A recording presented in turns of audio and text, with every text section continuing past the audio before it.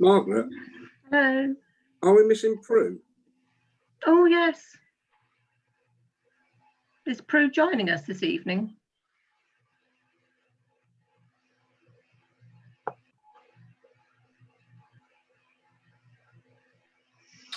Madam Chair, she's trying to get in, I believe. Prue's trying to get in. Okay, thank you.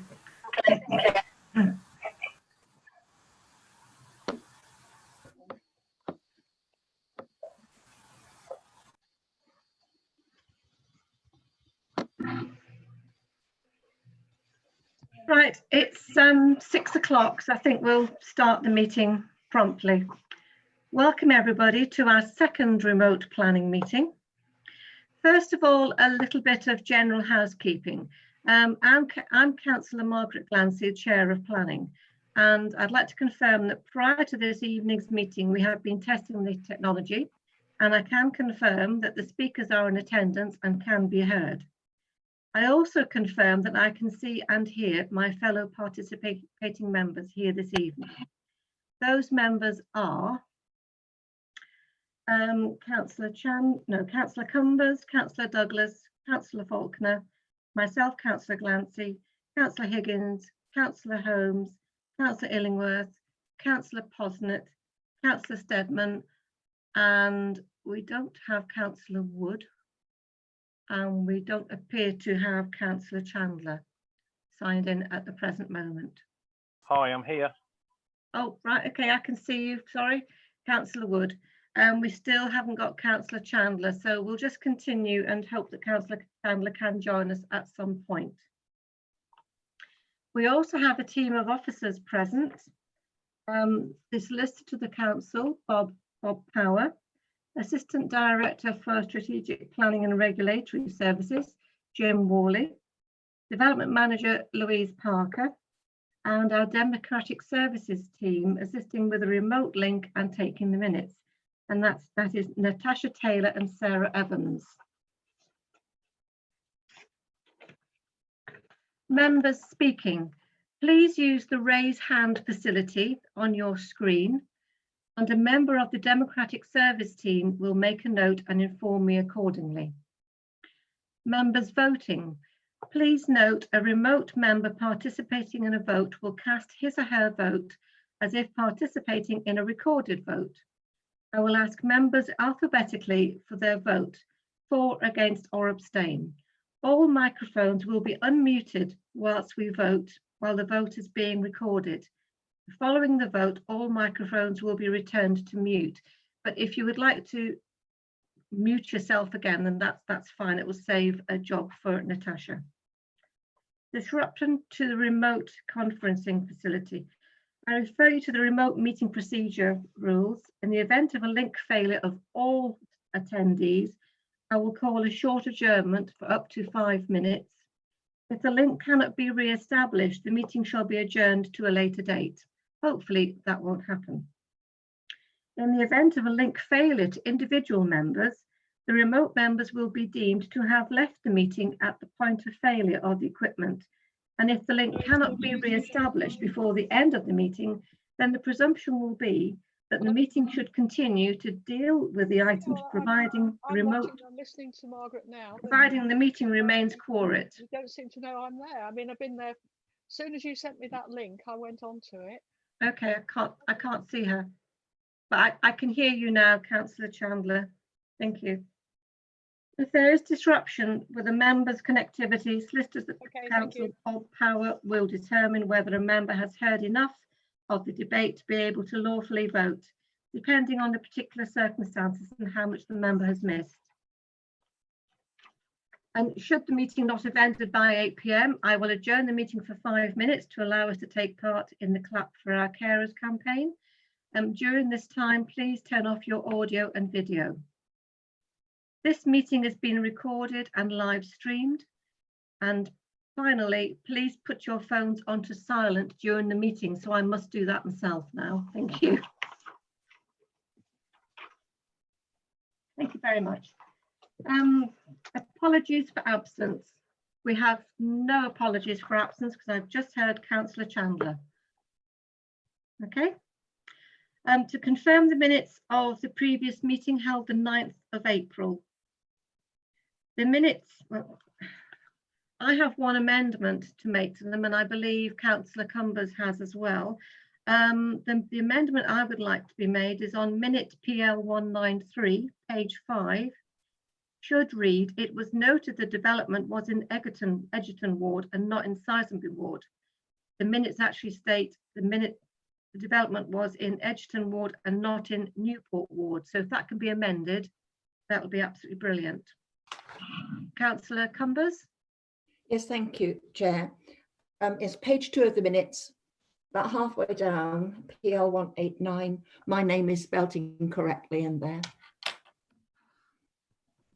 Oh, right, yes, okay, thank you. Right. Okay, the phone going somewhere. Yes, so we have 2 slight amendments to the minutes. With bearing in mind if we do amend the minutes accordingly, is anybody willing to propose and agree the minutes? Can we have a proposer? Got Councillor Higgins and Councillor Posnett with their hands up. Right, okay. Can I just point out, Councillor Glancy, just Yeah. as a correction, that we don't have Councillor Chandler in the Oh. meeting. She's not here at present, so I have resent the details to her, but she's currently absent from the meeting. And Okay. I will advise you as soon as I see her join. Right, can that be minuted accordingly then, please? Thank you. Right, we have proposer and seconder. I will, if we unmute everybody, please, then I'll go through the councillors alphabetically. If you could state that you're for, against, or abstain, please. Okay. Everybody is unmuted. Apart from Councillor Cumbers, isn't? Thank you, No, she is now. Thank you. Yeah, Councillor sure. Cumbers, it's 4. thank you. Councillor Douglas, Or thank you. Councillor Faulkner, 4, thank you. Councillor Glancy, I'm for. Councillor Higgins, 4. thank you. Councillor Holmes, 4. thank you. Councillor Illingworth, 4. thank you. Councillor Posnett, 4. thank you. Councillor Steadman 4. and Councillor Wood. 4. Thank you very much, everybody. Councillor Glancy, Times of- before you move on, Councillor Posnett has her hand raised. I just didn't. No. Okay, I'll take it down. Thank you. Thank you very much. So I'm just I'll going to sign the minutes. Thank you.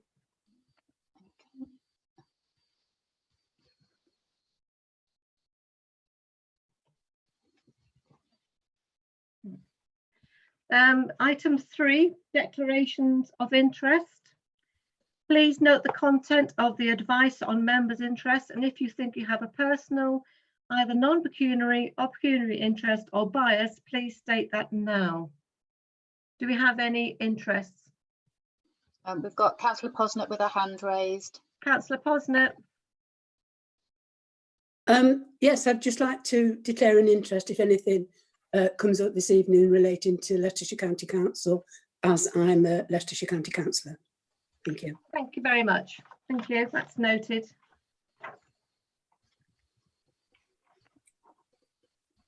Thank you. We have Councillor Holmes. Councillor Holmes? The last item at Kettleby, I don't have an interest at all, but I do know the lady at number 3, Beaver Road, which is a neighbour. So I don't know whether that constitutes an interest or not, but I do know her. No, it doesn't. No. Right. Okay, thank you. I don't know anything other than that. Okay, thank you. Right, we have 3 applications this evening to hear. Get the papers in order. The first one is 4.1, and that is 19/00707/ land at Butt Close, adjacent to Hay Barn, Riverside Road, Melton Mowbray. Officers, would you like to deliver your report to the committee? Councillor Glancy, sorry, can I just say that Councillor Holmes has her hand raised. I don't know whether you want to go to her before. No, she's already spoken, I Put think. it down. No. Okay, that's fine. I'll put it down. Thank you. Sorry. Thank you. Thank you, don't worry. Right. Who's taking this one? Is it? Yeah, I'm kicking off with this one. So if I invite Okay. Louise to do that. Oh dear, that went a bit strange. Right, we've got the presentation in front of us. Okay, and very slowly I'll go through these slides. So it barely needs any introduction because, as you'll remember from just a few weeks ago, this was deferred whilst we paused to make sure the speaking arrangements were correct. And just a comment on that, just for thoroughness, I got a little bit paranoid about this. After the invitations went out for this meeting, I personally followed them up to check they'd safely arrived at their destination, and I received positive feedback from that. And of course, we have had speakers registered, so it all seems okay this time around. The application itself is completely unchanged from last time. As you can see from this slide, a proposed modern house, you'll remember, and we'll see pictures in a moment, sited perpendicular to Riverside Road and gaining access from Riverside Road onto Asfordby Road. I don't propose to go through this in great detail because we did so last time. So just skating through, if you can go on to, thank you, Louise, mind reading. It's dug in, this diagram shows it's dug in considerably to the bank, to the slope of the land there, so that it's considerably below the level of the house on Chetwynd Drive, which are those you can see depicted on the right on the top half of that slide, and therefore avoids overlooking or overshadowing them. It has the effect also of having a single story appearance from certain perspectives, which you can see from the bottom half of that slide. If you can move on, Louise, please. It has, and indeed to the next one, please. And the next. Thank you. It has this undercroft, I'm not sure that's the correct architectural term, but undercroft arrangement, which is the ground floor built into the bank as referred to. And you can also see on this diagram the use of materials, which is stone at the undercroft, timber clad at first floor, and a metal clad roof as the roof, which combined with its form and its fenestration all gives it this very modern feel. And complemented to that, which I don't have a picture for, but I do have a reference, is that it has high environmental credentials. They're all listed and addressed in part 581 of the report on page 18. We'll come on to that in a moment. Louise, I think that's all I need for the diagram for now, and it's probably better to that I'm on screen because I now need to address the points that were raised by members at briefing that they asked me to go through, because we're certainly aware that you've received a representation latterly directly, which isn't in the papers because it went straight to you and because it was after the papers were issued, and you asked me to comment on this, particularly these questions of breaches of planning control, which are many and various. There's no hiding from that. We're aware of 6, or should I say we were aware of 6, and I was going to run through those now, but just this afternoon a 7th emerged because we received photographs of the caravan, that caravan that you would have seen on the site, having been relocated to another part of the land holding. So that itself is a fresh breach of planning control that we will add to the list and start following up. I'd group these into 3 categories, if I may. 2 that we have concluded, 2 that are ongoing and actually quite close to their conclusion, and 2 which is, as of this afternoon, become 3 that are in fairly early stages. And so as briefly as I can, the first is the location of the caravan just referred to, which we concluded required no enforcement action because it wasn't causing significant harm. And that was the conclusion. I realise not to everyone's satisfaction, but that was the conclusion nevertheless. The second was the alleged use of the stables. This is the block right next to the caravan, right next to this application site, which there was an allegation was being used for commercial livery. We closed that just earlier this week, as it happens, because we found no evidence of that. But it's only fair for me to say that complainants have now said they will produce some evidence, so there's a fair chance it'll be reopened. But as we sit here now, it's closed. The next 2, which are the ones in hand getting towards the end, is firstly, the excavation of a pond behind St Leonard's Close.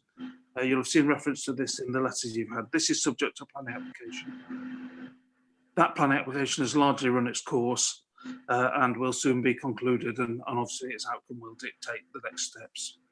And just further on the river from that to the south, the excavations that were reported to us, roughly speaking, a fortnight ago, we think those have work has stopped there now, and we're in a position to make a decision on those as to whether it goes forward to enforcement action or not. That's currently in a discussion with legal. Circumstances are difficult around enforcement at the moment because of the coronavirus crisis and some government instructions that pertain at the moment, which aren't normally there. So we're in the throes of making that decision, aided by our legal team. The new stuff is some conditions relating to the glazing on number 2 St Leonard's Close, and a condition requiring the treatment of a footpath linking Riverside Road to St Leonard's Close. They've been brought to our attention relatively recently, so they've been entered as new cases and are in the early stages of investigation. And as I say, the caravan, which changed today, will be added to that list as well. I realise all that stuff was in correspondence you received on Monday, I think, and the newer ones are being actioned from that date. So that's kind of the factual rundown, but for tonight's purposes, where do all these fit in, I suppose, is the pertinent question. If we go back to first principles, all applications, as you know, you've heard the words many, many times, must be determined on the basis of their individual merits with regard to the development plan and other material considerations. In other words, the policy position for the development in question and the effects that it gives rise to.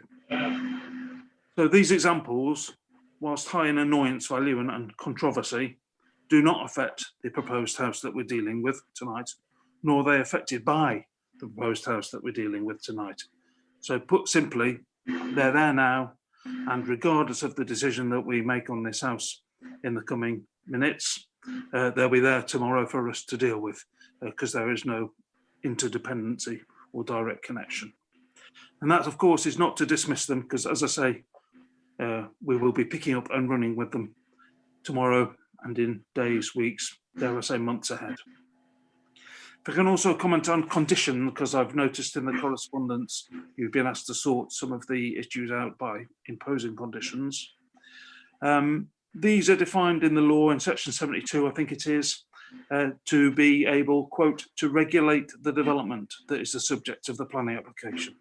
So in a similar vein, they can only affect the house that we're dealing with tonight, should we, of course, get to the stage of considering conditions, and they can't be used to address peripheral or detached issues. They can only, as I say, affect the house and its site. Sorry, I do appreciate I've spoken for a long time there, and most of it barely about the application, but I'm happy to take questions on either the application or the surrounding issues. Thank you. Members, do we have any questions? I can see Yeah, we two. have, so Councillor Higgins has had his hand up, and then Councillor Cumbers. Okay, Councillor Higgins, you have a question. Yeah, well, it's probably more of a statement, and as Mr. Worley did say, the planning enforcement side isn't really part of the planning decision in front of us. That all said, I understand that the agent and obviously members of the public, and if the applicant is on here, as the all the members were on a briefing yesterday, this council is tackling and under huge financial pressure at the moment, tackling issues relating to COVID-19, supporting our vulnerable people, and it simply does not have the resources to dedicate staff to be running around after this. And from the individuals doing this, please think what you're doing, because public sector servants don't have necessarily the time while we're having all this particular COVID issues. It's costing the taxpayer money, and I frankly find it absolutely abhorrent that we're having to go through all this, and the public, wider public, and the affected public are put through this. So have a little bit of a conscience there. There's a lot of morality issues that we need to consider in how we're working through this crisis at the moment. And I just think, just be a good neighbour if you can do. If you need to change anything, come through the planning system as legally required, because our officers are working absolutely 24/7 at the moment, and we don't have the finances at the moment what we're trying to dedicate to helping our vulnerable people to be put wasting on this kind of behaviour. And I'm frankly, as a councillor who is seeing public finances being spent this way when we have lots of other issues, it's frankly annoying, as Mr. Worley had said. But that's a statement, that's nothing in relation to the planning application. Thank you for that, Councillor Higgins. I dare say many members this evening will probably share your view. Councillor Cumbers. Thank you, Chair. Yes, it's something in the report, page 19, at the very top, the second line, where it says the profiled metal sheeting can be reused or recycled. And I only mention that because that's been put in the report as a plus. And do we know if that's true? Are these roofs actually being recycled nowadays, or is that wishful thinking? Thank you. We want to answer that question, Mr. Worley. Yeah, I believe so. I believe there's been examples of them being transported from old house to new in the past to save a new roof having to be created from scratch. Oh. Perhaps that's a question for the agent, I would imagine. When we hear the agent speak. Okay. Any other questions? No. Right. We have 3 speakers this evening on this application. The first, well, I think the first 2, Alex Wood and Richard Evans, there'll be 2 minutes each because they're sharing a 4-minute slot. And I presume you've timed your speech, so you are 2 minutes each, because obviously we want to keep to the timings here. So we will probably stop you after 2 minutes, whoever goes first. So is it Mr. Wood first? Yes, we've got Mr. Wood.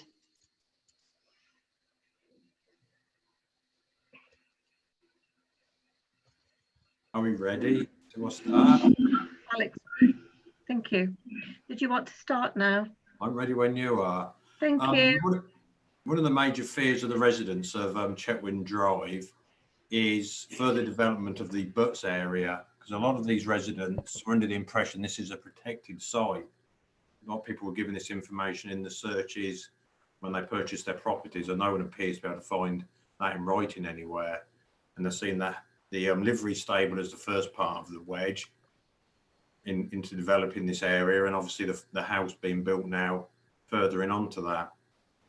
You would find that most people who live on Chetwynd Drive are of the opinion that it's a commercial premises. So we see the vast numbers of vehicles going up and down there on a daily basis. And my second point is, it's been stated in the application, the area of land adjacent to Riverside Road, north of the proposed site, is not a garden, but a paddock allotments area. Does that mean it's going to be donated to the council to become an allotment plot? Or is it just going to be a horse field for the livery stable? If it's an allotment, does that mean it's going to become a community facility? You know, it's quite vague, that terminology being used. But my main point of objection is reference to historic planning application 990049, and an application for a mobile bungalow on this piece of land was rejected by the Highways Agency because it was deemed that the junction on Riverside Road and Asperby Road was unsafe, and that was 20 years ago. This document does not appear 30 seconds left, on the Chairman. website. Okay. It's not there.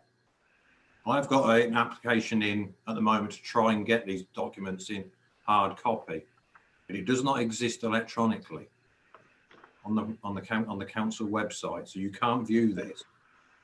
So councillors may have carried out due diligence, but they won't be able to see this document.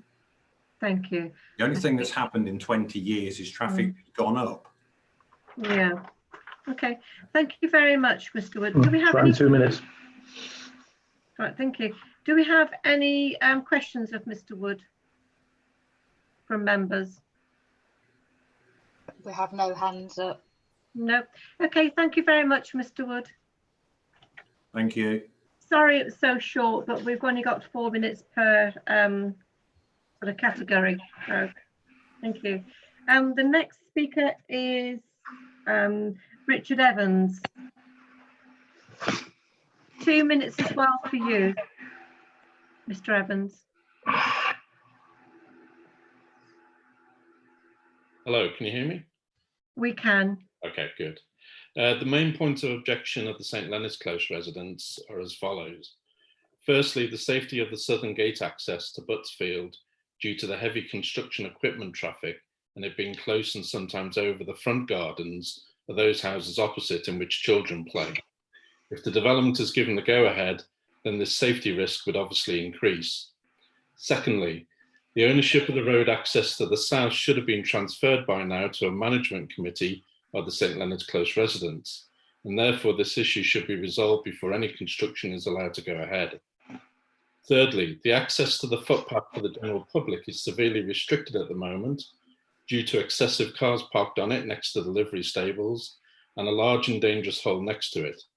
Contrary to previous planning, the use of the barn as a livery stable and having a caravan on site need to be resolved as a condition before construction goes ahead, as well as making the footpaths safe and accessible. Next, the developer has shown a very destructive approach to groundworks and construction, as demonstrated in the livery stable construction and the underplanned activity in the field near Bowman's Close and the riverbank. This should be a major concern for the council for the integrity of the medieval archaeology in Buttsfield, which in a previous study by the council identified it at risk from further development. Next, there is concern that the new house would be linked to the existing overloaded system set up for St. Leonard's Close and Bowman's Close. It needs to be 30 separate. seconds, Chairman. The residents ideally would not like the development to be approved, but if it is, the residents require that any conditions that are applied must be rigorously monitored and enforced. The developer has shown a blatant disregard for previous planning conditions, for example, window and bathroom glazing requirements, barn used as a livery stable, caravan being used as a permanent residence for a period of time, and allowing footpaths to be used for car and construction vehicle use. And that's it.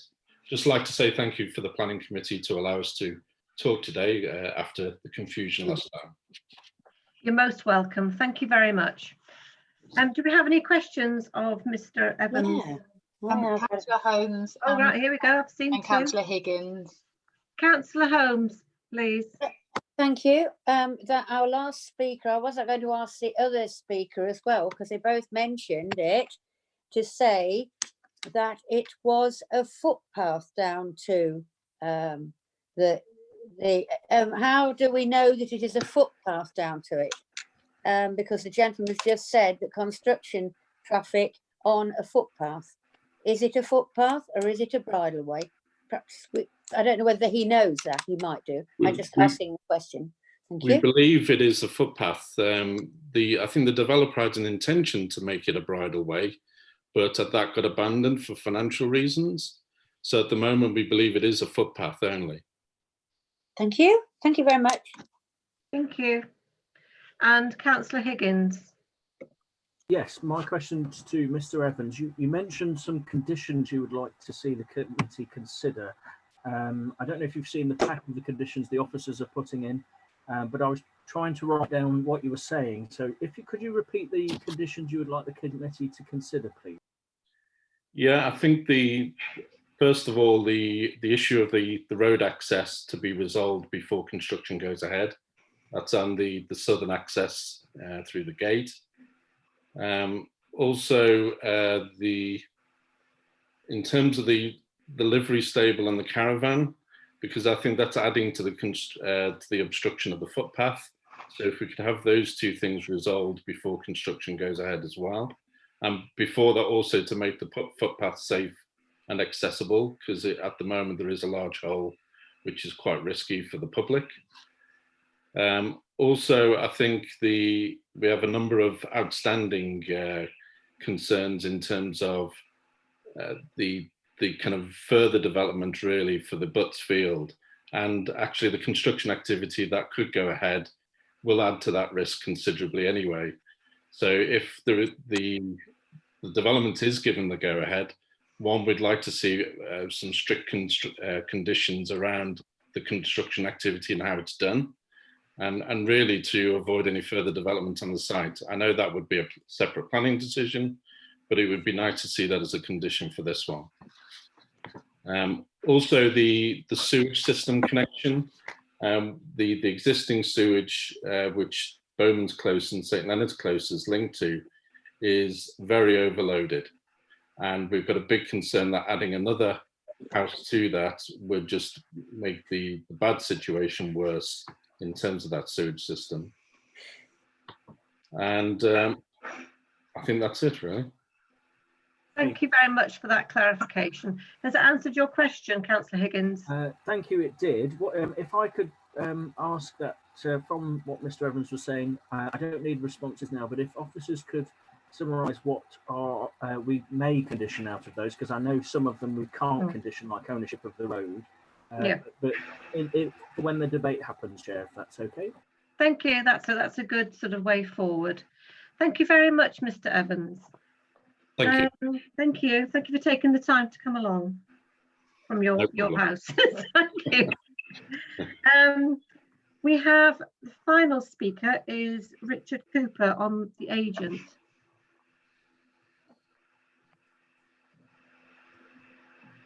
I'm not going to repeat my speech from last time. I'll just make reference to a few items that have been raised by others.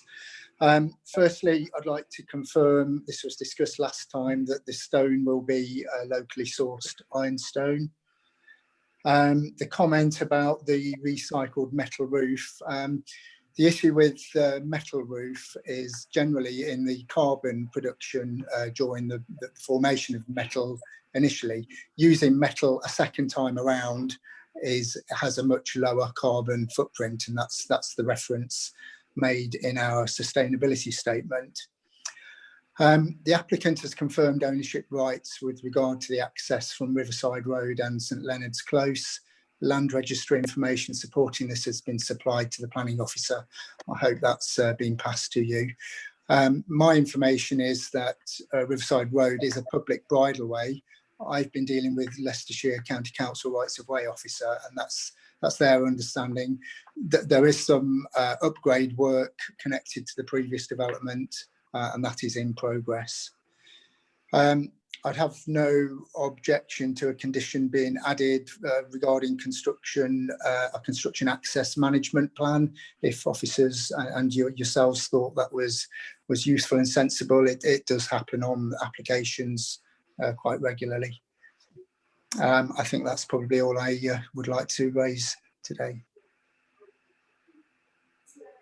Thank you. Do we have any questions? I can see two. Did you want me to just go through them? It's Councillor Cumbers and Councillor Faulkner. It was in that order. It was. Okay, Councillor Cumbers first, please. The explanation about the metal roof. I presume this has come from you. On page 18, right at the very bottom, you say there's timber cladding and timber frame will store carbon. I don't quite understand what that means. Could you explain, please? Well, both of those materials are low carbon. Materials that use more carbon in their production are things like bricks and metal that need incredibly large amounts of energy in their creation.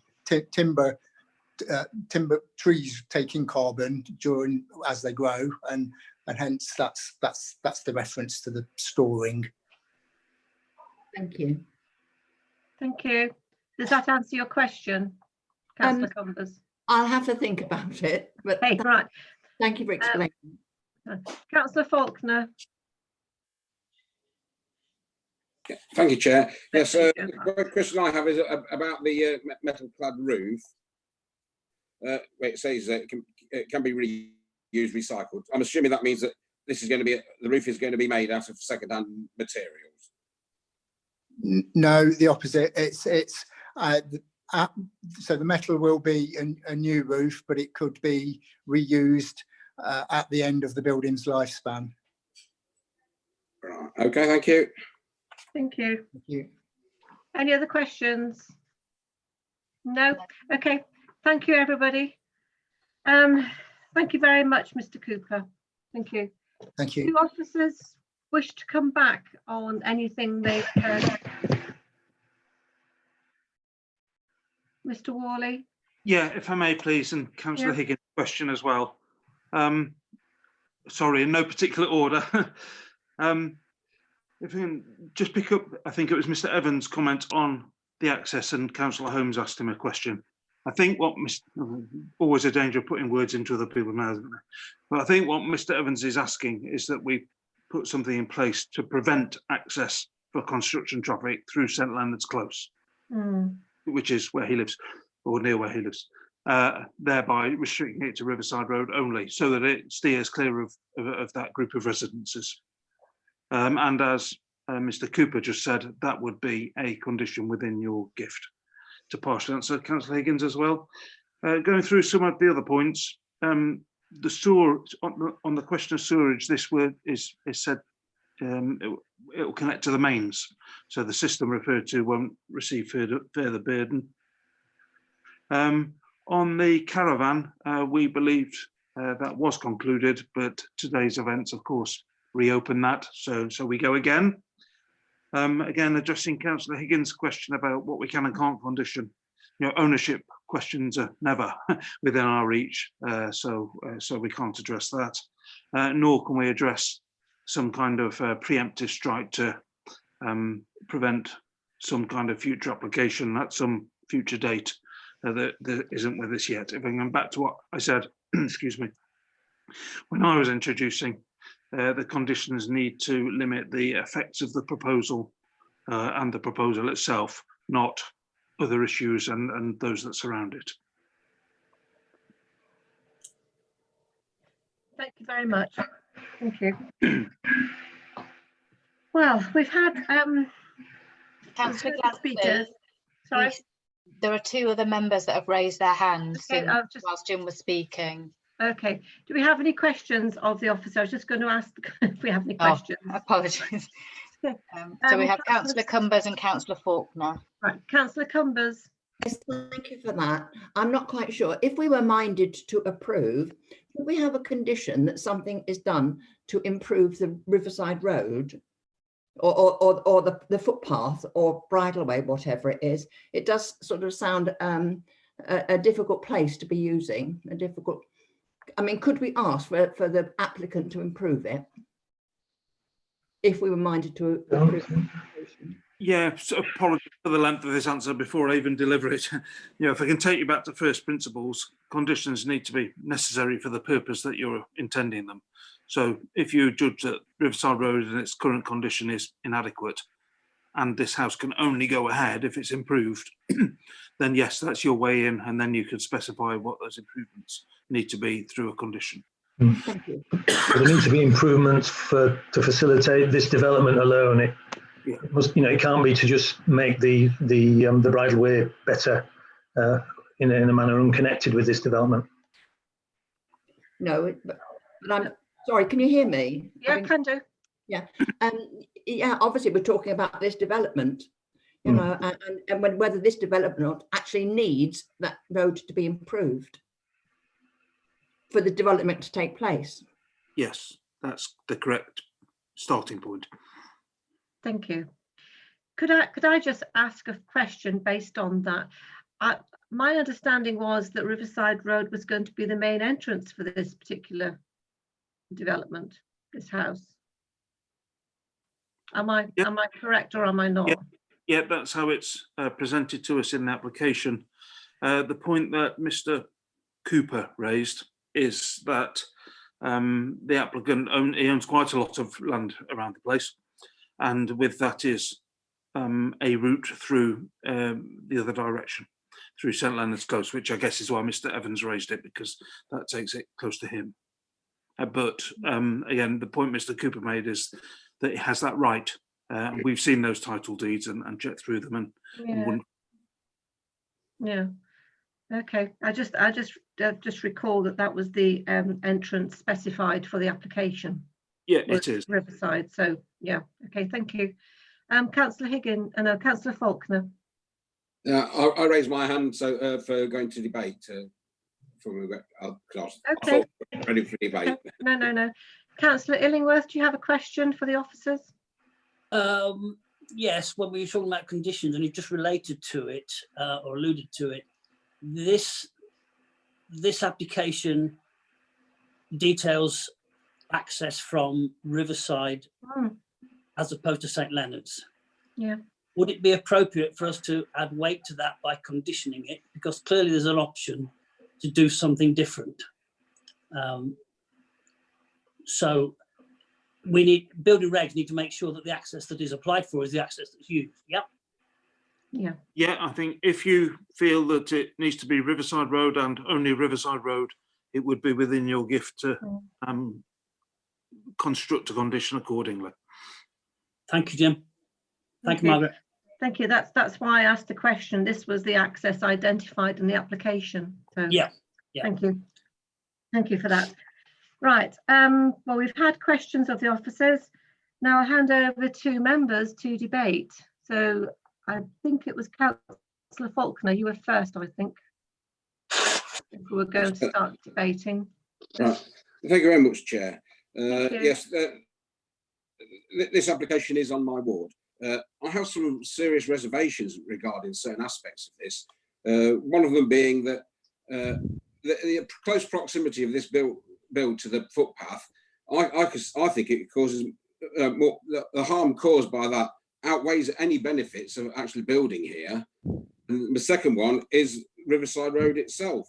In the report, it mentions about the harm from one vehicle, but this is a 4-bedroomed house with 3 car parking spaces. If there's going to be 3 cars there and they both all go in and out once a day, that's 2,000 journeys a year along that road. That road is not suitable for that kind of traffic. So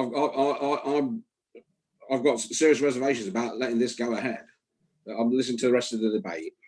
Thank you. Thank you. Do we have anybody else who would like to contribute? Yeah. No? I would, Madam Chairman. Oh, hello, Prue.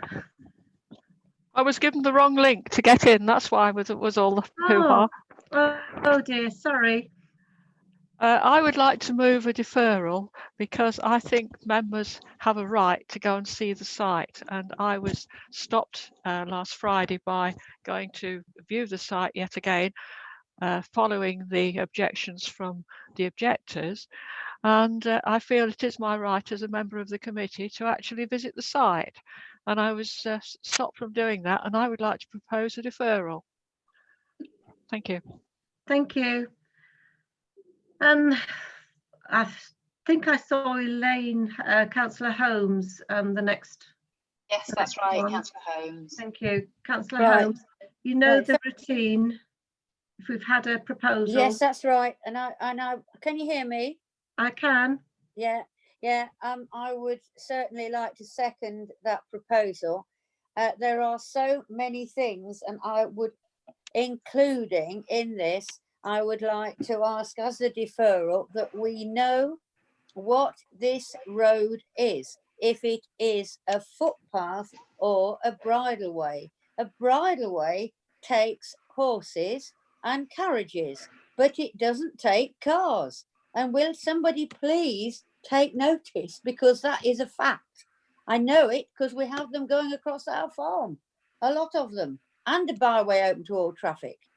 So, you know, I think there are so many things going wrong here, and I cannot believe that we're actually that we're actually considering this at this moment, because I feel that a deferral is so incredibly important. Thank you. Thank you for that. Councillor Illingworth, I think you were next.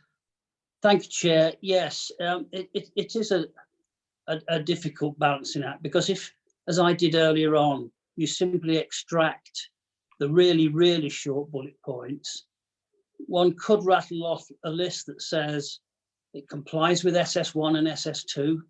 The land has no special designation. It's not in a conservation area. It complies with the N13, EN8 and D1. There's been no objections by highways, ecologies or archaeology. So it's hardly surprising that an officer report will lead to a recommendation, because they're the key factors that officers take into account. Unfortunately, we find ourselves getting caught up in emotion. However, I withdrew my proposal to approve last time because of the confusion over public speaking.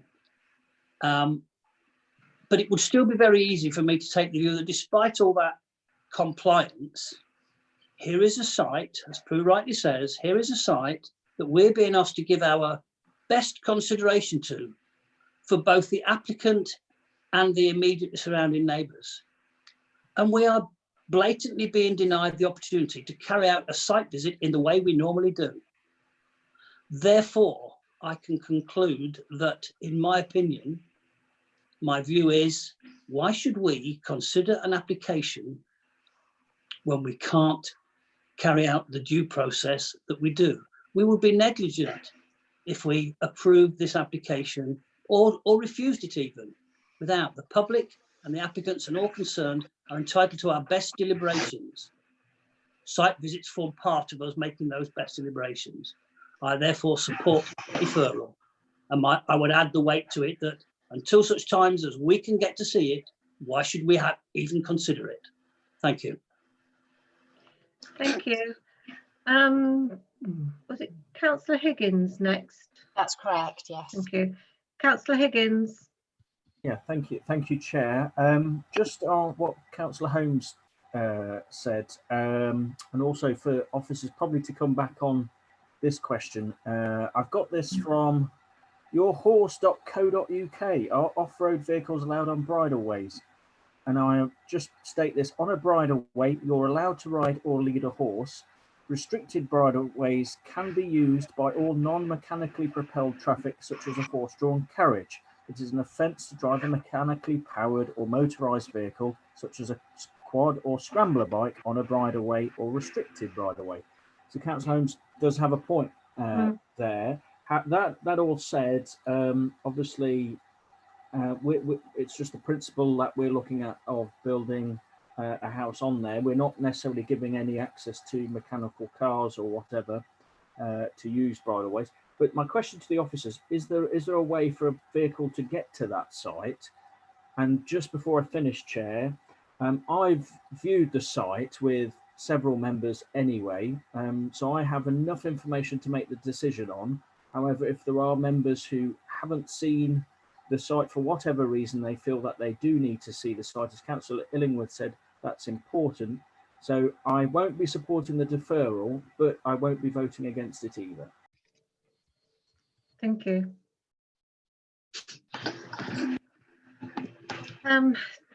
Did you want to come back on anything, Mr. Worley? Yeah, just to answer Councillor Higgins' question there about getting to the site, there is an alternative route, but it's the one Mr. Evans is concerned about. So that's down the next road. Sorry, I forget the name. Is it Sisemy Grange Road, the next road? And then through St Leonard's Close, the top of St Leonard's Close, and then you're at the bottom of this applicant's land and he can cut through it to this site. But as I say, this is exactly the route that Mr. Evans has raised his concerns with and is basically asking you to rule out, not to rule in. Okay, thank you. Councillor Douglas. Yes, I went up there again. I went on the site visit originally, and I had heard that the road had been closed off, but I went back up there again because I wanted to go down the Riverside Road or trackway or footpath, see how a prospective tractor or vehicle would turn right into the field near the house, just past the house. There's an entrance gate to the field, and I just wanted to look at the logistics of the possibility of a vehicle being able to turn right into the field without cutting part of the garden off. So I went back up there again. I couldn't get down Riverside because it was blocked off. So I did go down Sisemy Road, down the back way, St Leonard's. No, is it Leonard's Close? Sorry, not St Leonard's, Leonard's Close.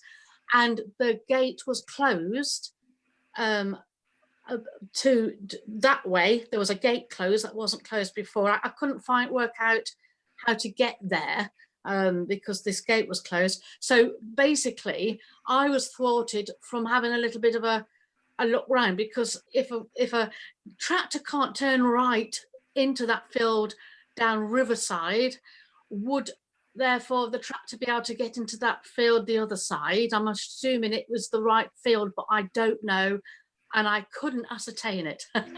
A long story, but basically I needed to see it. I really did, to make a decision and ask some practical questions. So if there is a deferral, I think I ought to support that in the light of needing to have another look and a closer look at it. Thank you. Thank you. Thank you for that. Yeah. Councillor Posnett.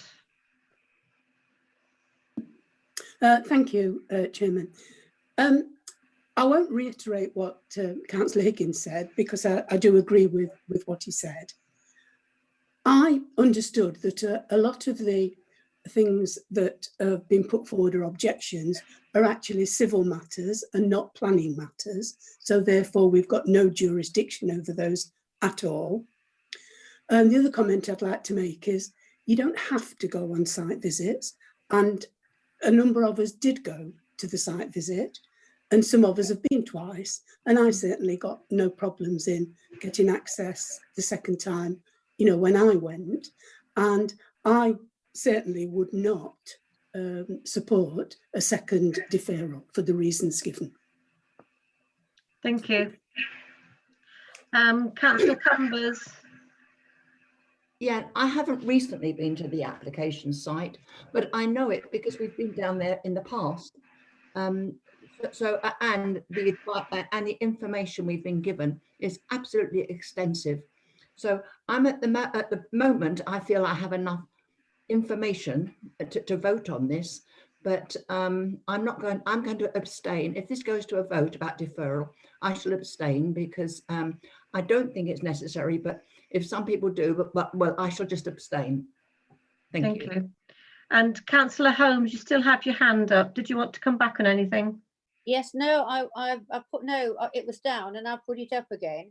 I did want people to realise that actually in the first place, I proposed this application because I thought what a lovely area it was, and I'd got it wrong as to where it was. And I understand what Councillor Posnett's saying, but how wrong I was when I couldn't get, because I didn't go to the first one, I didn't realise that the house was where I thought it was. I was wrong. Anyway, when I looked at it this time, and I couldn't look at it because there was a 4x4 vehicle across apparently something to do with keeping horses in. Well, if anybody cares about their animals, and I happen to, and I do know a little bit about horses, then I would have just been aghast to have said, just put a car across, because they could have actually gone by the hedge and got out if they were there. Thank you. And so I feel that was, I couldn't believe that. And I would like, and I did shout and I did ask to actually look at the area. But as there were some dogs barking like mad, I got into my car and I went backwards because you couldn't turn round. And it is so narrow, really narrow. Somebody had left a dustbin out and I hit it, not badly, but you know, and it, to me, I just think until everything is sorted, it really has to be a deferral, because there are so many balls up in the air. And if anybody wants us to look at an application, then surely we should have the access to it. Never known it in all the years that I've been on the planning committee. I've never known it before. Thank you. Right. So what you're saying is to defer it until we sort, or until we have further clarification on access, made up roads, etc., etc. Exactly. Is the proposer willing to amend the proposal for deferral accordingly? Chairman, can I just? Yes. I mean, I'm not sure. I mean, we've had a motion to defer moved and seconded, albeit for different reasons. No, same reason. Well, I thought the first reason was an inability for the member to inspect, and your reason, Councillor Holmes, was that you were concerned about the legality of a particular access, which. Well, I said that as well. I did. I asked for that to be taken into consideration. Okay. All right. If they're the same reasons, there's no difficulty. I get what you're saying, but that's what I said, Bob. Okay. Which is why I asked Councillor Chandler if she was willing to accept a further reason for deferral, not just stick with the fact that they couldn't do a site visit. Thank you. Councillor Chandler. Thank you, Madam Chairman. Thank you. I've got a bridleway on land that I have an interest in, and the county council are quite strict with access and everything, and I think it's totally wrong that these people are blocking it. A farmer is responsible for basically fencing against their own stock. You don't fence with a car, you fence with either a proper hedge or a post and rail fence, not with a car. I mean, I have seen some farmers put the combine across when they want to keep beast in a yard, but they are few and far between. We should be basically, it should have either got a gate, but I understand there's been a controversy here over the gate, that the county council asked for it to be taken down. And whether that is true or not, I do not know. But there's rules for one and there's rules for other people, and these people should conform with the rules that we all have to conform with. Thank you. So are you agreeable to the second reason for deferral, which was to look in? Yes. Okay. Thank you. Thank you for that. Well, we've had a motion to defer to look at the access, the bridleway, etc., and the fact that some members couldn't actually access the site to do a site visit. They were obstructed from the site visit. So what we'll do now, I'll put that motion to the committee and go through alphabetically. Can I just interrupt and let you know that Councillor Illingworth and Councillor Cumbers both have their hands raised. Okay. Councillor Illingworth, yes. Yes. Before we do go to the vote, in doing my seconding, I acknowledge that it was very compliant, and therefore, on the face of it, that could be a very easy decision to make. And I think, but I counter that by not just the lack of our ability to make that judgment, but it can't be denied that this is an extremely contentious issue, and there remains some unresolved issues surrounding it. And I believe in the interests of the public, and in order to see openness and transparency, it's incumbent upon us to have as much information, to have as much grey area removed, so that whether people like the decision we make or not, they can see that we've made it with as much information as possible. Because I think if we were to go ahead either way, we'd be just leaving ourselves wide open, and it doesn't rest easy with me that there's still too many unanswered questions. I'm not a deferral fan, but I'm putting my weight behind it because I think it's the proper thing to do on this extremely contentious and uncertain application. Thank you. Thank you. Councillor Cumbers. Thank you, Madam Chairman. Can you hear me? I can. Oh, good. Yes, there was an occasion in the past that we weren't allowed on the land of an applicant, and of course it's down to the applicant whether or not we're allowed. I understand, but certainly I can still see it in my eye now. It was some sort of development and surrounded by a lot of land, and we could not go on that land. So it has happened at least once at Melton, but as well, having listened to what people are saying, I think there are more. The original reason about not seeing the site visit, I don't think is terribly relevant, but other things now have been mentioned. So I'm inclined now to you know, if it goes to, and it will go to a vote deferral, I'm now inclined to vote for deferral. Thank you very much. Thank you. Yes, well, I think we need more information and to tie this up and to know exactly what we're getting for that involved in that planning application. And a lot of it is to do with the access as well. So thank you very much. So if we've all completed our debate, Councillor Illingworth, do you still need to come in again? You've got your hand raised. Oh, I thought I'd pressed the lower button. No. Sorry, I'll do it again. No, that was left over from before. Thank you very much. Right, so I'll go through this alphabetically and ask if you for, against or abstain for a deferral. The first count, if you can unmute everybody. Yes, I can confirm I have. Thank you. Councillor Chandler. For. Thank you. Councillor Cumbers. For. Thank you. Councillor Douglas. For. Councillor Faulkner. For. Thank you. Councillor Glancy. For. Councillor Higgins. Abstain. Thank you.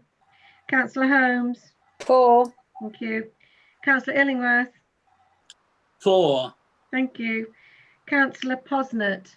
Against. Thank you. Councillor Steadman. You're still muted. For. Thank you. And Councillor Wood. For. Thank you. The motion to defer is carried. Hopefully when it comes back to committee, we'll have all the answers and we'll be able to make a decision. Thank you. Thank you everybody who came along for that particular meeting.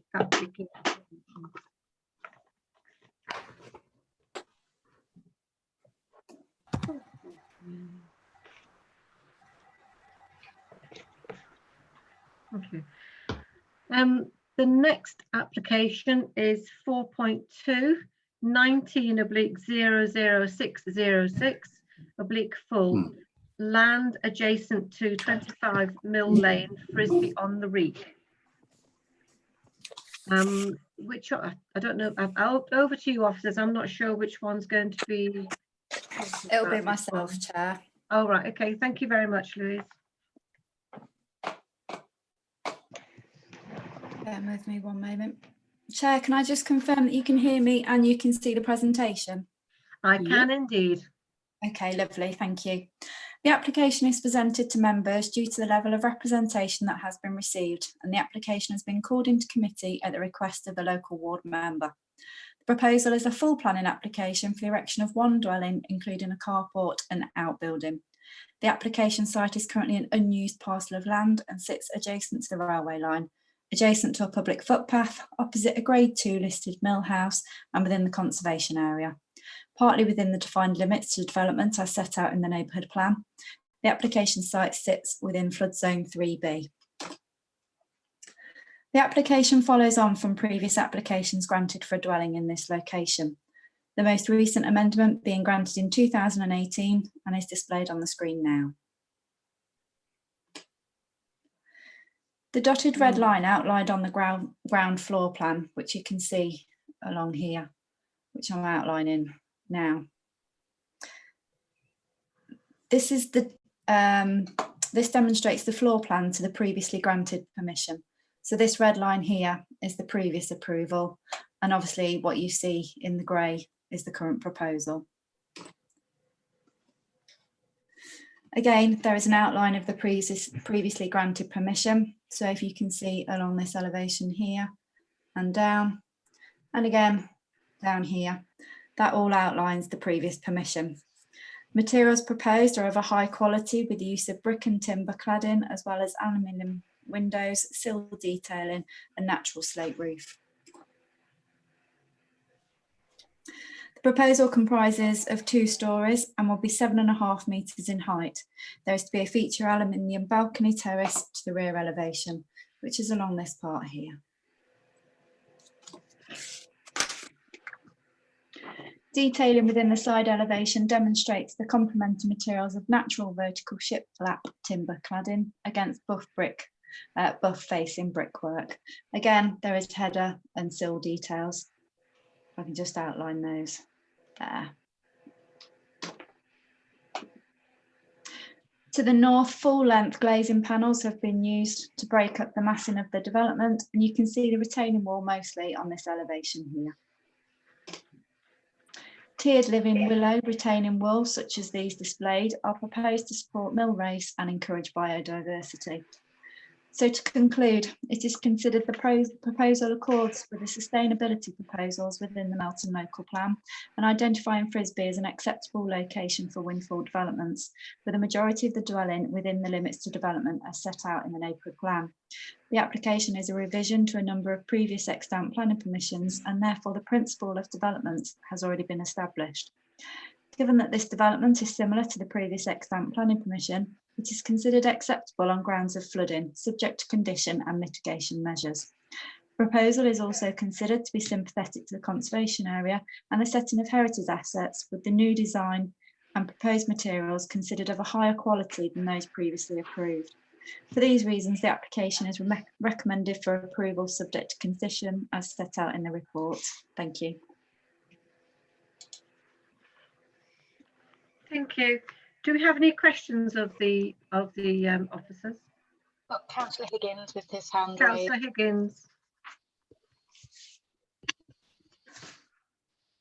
Can you hear me? Because I think there might be having problems with the audio. Can you hear me, Jan? Sorry, do you want to say that again? I found it difficult to hear you. Yeah, can you hear me at the moment? It's a bit sketchy, but yes, I can hear you. Can't now. Okay. Can now. Okay. I'll try now. Just as the officer on this, there's a famous saying that when the facts change, you change your mind, and obviously you're saying that the development has a principle of development because it's had a previous permission on, but obviously there's comments in here from environmental agents. So why would we continue to make the same decision? What's the planning reason for making the same decision if the facts have changed or they become more apparent to us? Okay, so if I can just take members to the report, and I think it's 5.73 is where we start the conversation within the report regarding the Environment Agency and the flooding issues. And 5.74, I believe, is the actual comments from the Environment Agency themselves saying, due to the extant permissions in place, there's therefore now no objection. And this application brings with it proposals actually in the form of condition to highlight, to obviously work with the highlighted areas and make improvements to it. Thank you. Councillor Holmes.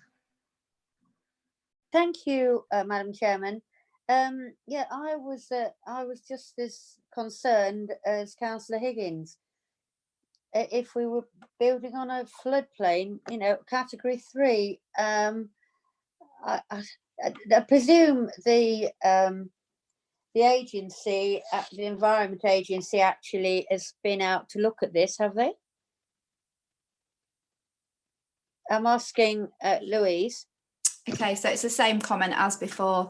The Environment Agency accept that the principle of development has been established and therefore actually prefer this application because it brings with it improvements.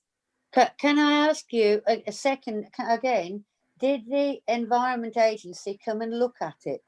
I don't know if they've personally visited the site, but they do assess the sites when we consult them, which is what they've done. But it doesn't necessarily say that they've actually been to look at the site. You perhaps don't know. That's all right. Doesn't matter. That's just. I was just asking a question. Thank you. They don't always visit sites. They do certain surveys, which are desktop and from other aids, which they have at their. All right. Thank you very much. Thank you. Yeah.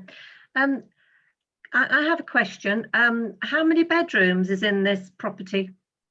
Because the on the second floor, it looks as if potentially there's 5 bedrooms there, even though they're allocated as other rooms. Yeah. So as actual identified bedrooms, we've got 3 on the first floor and 1 on the ground floor. Right, but there's 2 other rooms. There's the dressing room and like a lounge area. So it's identified as a master suite, yes. Thank you. Thank you very much. Right, we have, if that's all the questions finished, we have 5 speakers on this application this evening. Then the 2 objectors are sharing 2 minutes each, but the first one is Alex Warwick from Frisbee Parish Council. Hey, Mr. Warwick. Hello, can you see and hear me? We can. Welcome. Hello, thank you for listening to me. Thank you. If you'd like to start, are you ready, Bob? Thank you. As a councillor and a consultant civil engineer with over 30 years experience, I'm concerned by this application. I'm a chartered geotechnical engineer, a registered specialist in land condition, and the chairman of a consultancy with over 100 staff. I've spent my career advising on ground risk, foundations, drainage, and the like. Please refer to my photos as I speak. In the last year, the Environment Agency have said 3 times we object to this application as it falls within flood zone 3B. It is contrary to national policy and should not be permitted. If you approve contrary to national policy, we still may not grant a work permit. Your officer says it would be unreasonable to refuse on flooding matters, given that permission has previously been granted. But the EA have never agreed to this or the previous application.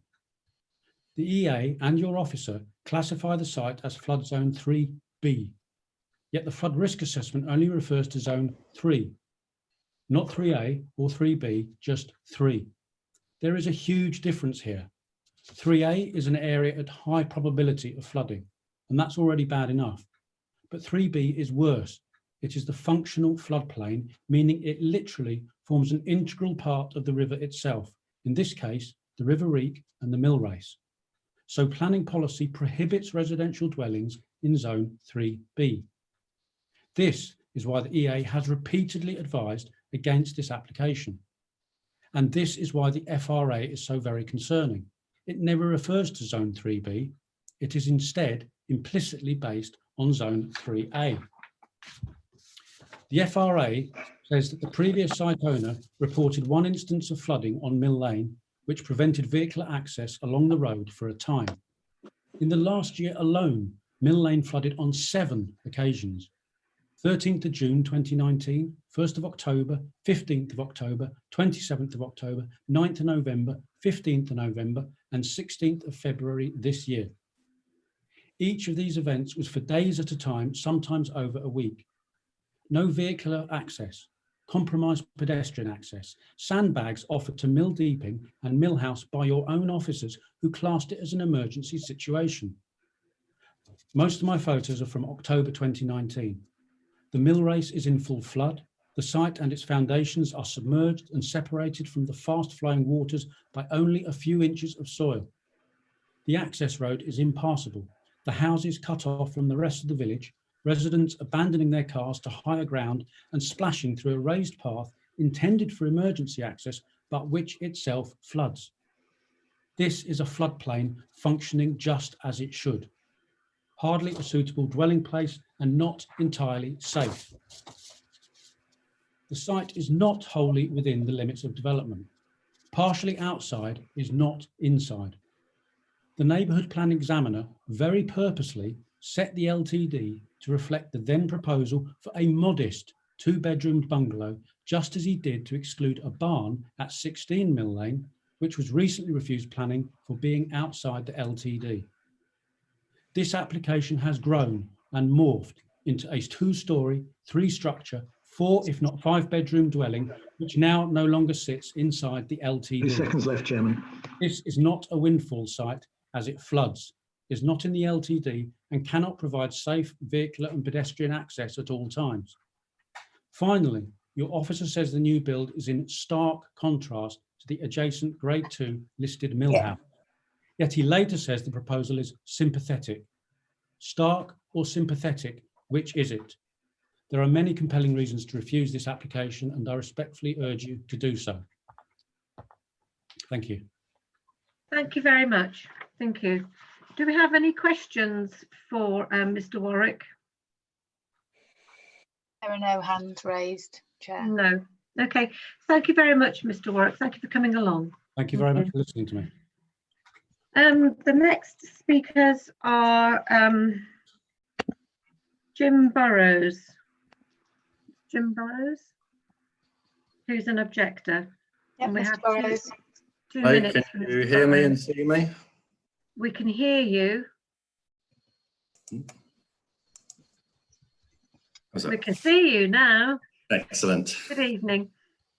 Okay, good evening. Many people use Mill Lane. There are 2 public footpaths which split at the end of the lane on both sides of the proposed development boundary. Users include existing house owners, ramblers, children, dog walkers, cyclists, delivery vehicles, horse riders and farm and equestrian vehicles.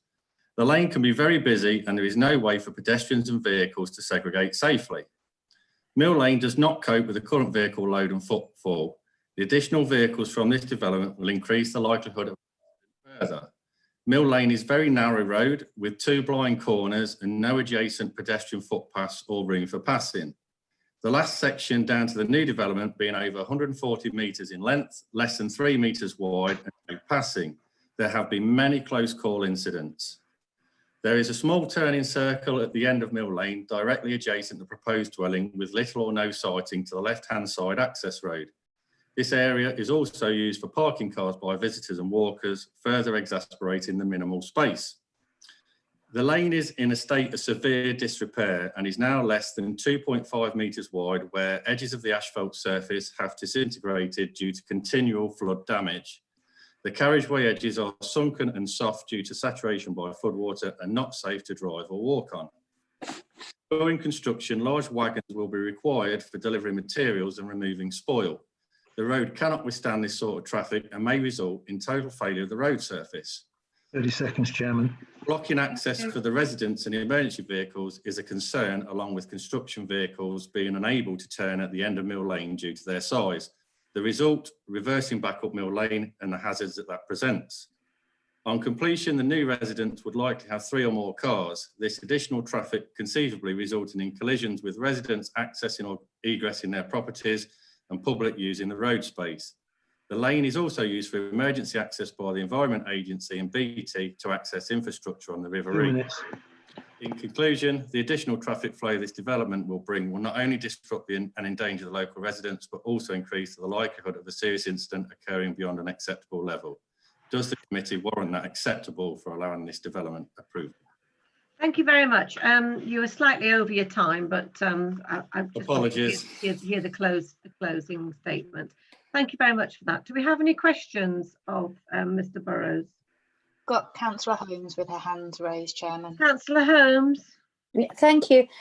Yes, if I could just ask you a question.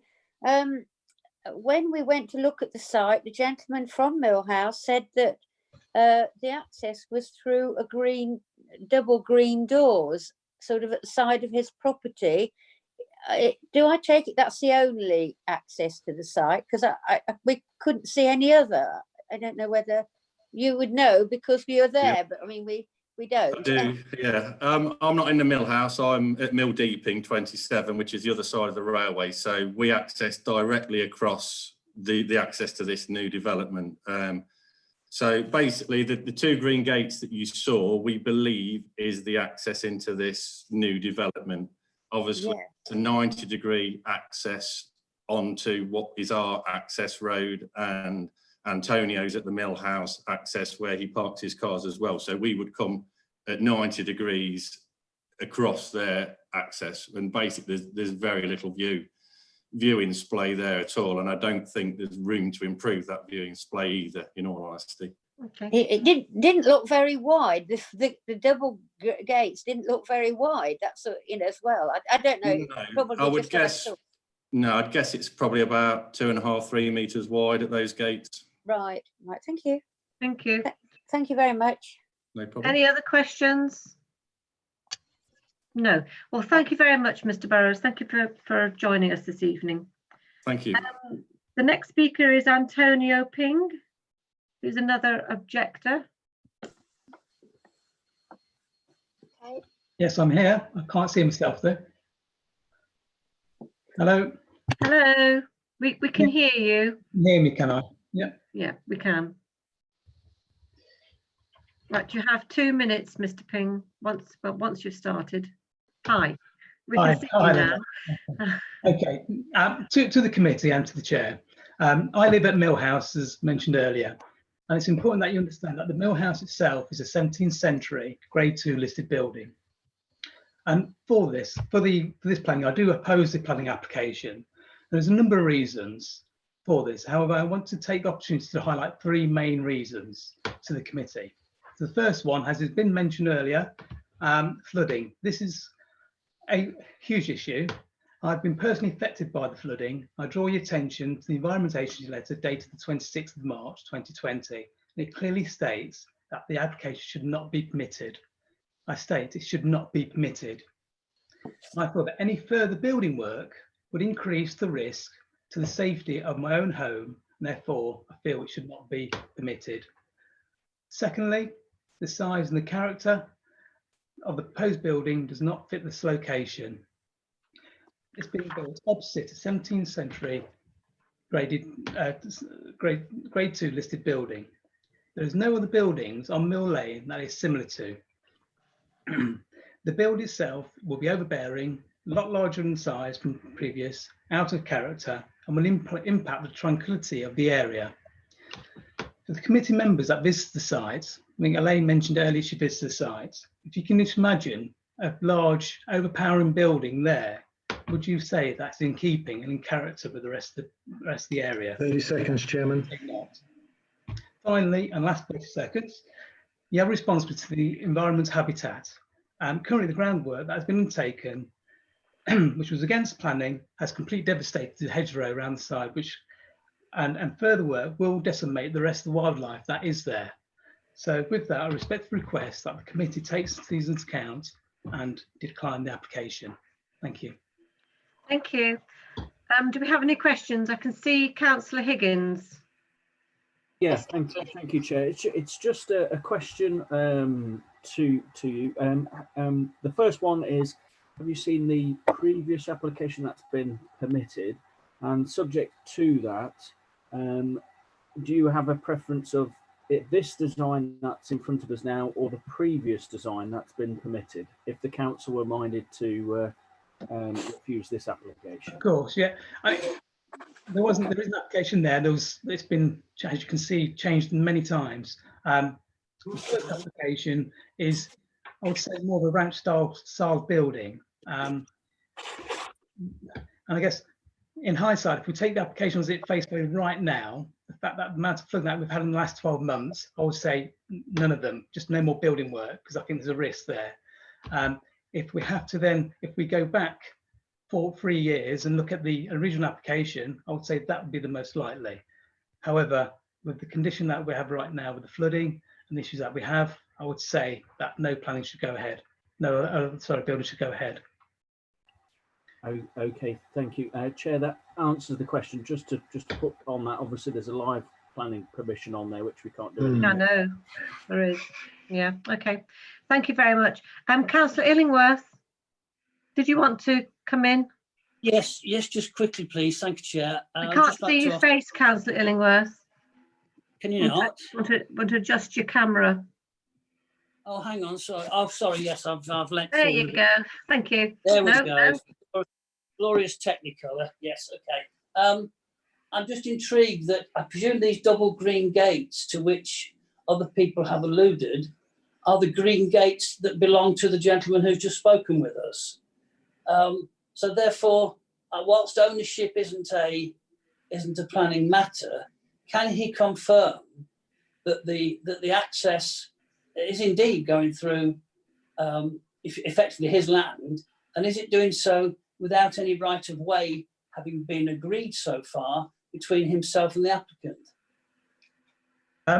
Nothing has been spoken to about regards to access to the building itself, to the building site itself, to say. All it is, all I know is that there is access for them through those double doors, those double gates, should say. Right, they have an existing right of access through there. I believe so. Thank you. Okay. Thank you. Does that answer your question? Not quite as conclusive as I like, but that's the answer the gentleman has given, so that's fine. Okay, that's fine. Thank you. Any more questions of Mr. Ping? No. Thank you very much. Thank you for joining us this evening. Thank you. Thank you. Thank you. Right. No, I can't find the list. We have another speaker, and that is the applicant, and it's here on the list as Natalie Coromilla.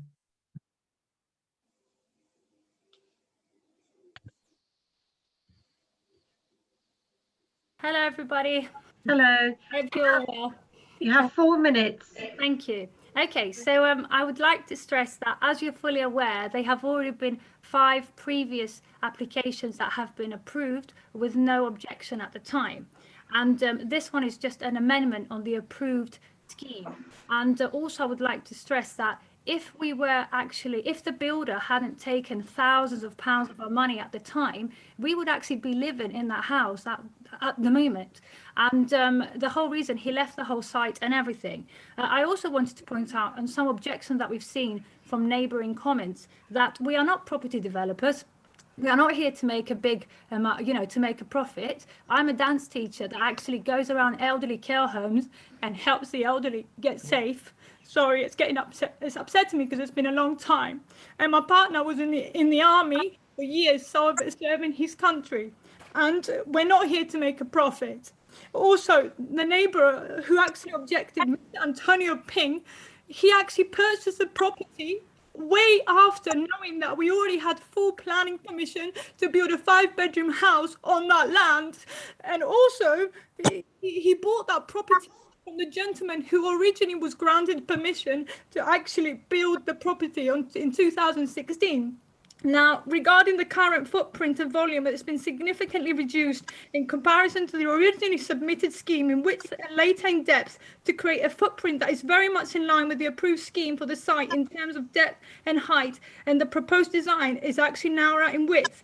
The external design of the scheme has been developed to create a clear and contemporary contrast to the neighbouring listed building and is set a significant distance away from the building to further respect its existing character. The contemporary design has been influenced by the rural character of the village context and uses a form and palette of materials that will allow the building to resemble an informal barn when viewed from the north or south, whilst the more contemporary elevation addresses the rear garden and a simple double gable faces the existing listed building. Comments were raised by the County Council when consulted in relation to the neighbouring footpath, stating that the originally approved infringed right of way. These issues have been addressed in collaboration with the County Council in order to ensure the design is set back a suitable distance from the path and addresses the path in a positive way in terms of boundary treatment and elevation design. The flood risks on site have been given careful consideration and addressed in collaboration with a professional flood risk consultant, a professional sustainable drainage consultant, and the Environmental Agency to ensure that the proposed dwelling will be safe to inhabit and will not increase flood risk elsewhere. The proposed raised flood levels developed in collaboration with the Environmental Agency and the flood risk assessor will ensure the safety of the development, whilst the proposed flood storage systems on the site will ensure any flood water is retained on site and will not increase risks elsewhere. The ecological impacts of the scheme have been assessed in collaboration with a senior ecologist at Leicestershire County Council in order to ensure that the scheme will have no impact on wildlife. This has been particularly addressed in relation to proposed works to the existing mill race to ensure existing habitats are retained and enhanced. The proposed vehicle access arrangements and parking standards for the site have been designed in collaboration with the local highways authority in order to ensure highway safety and to eliminate the possibility for any negative impact in terms of traffic pressures. All of the statutory authorities consulting during the design process are now satisfied, including the planning 30 seconds, Chairman. in accordance with the local and national planning policy, so that this can be able to be approved.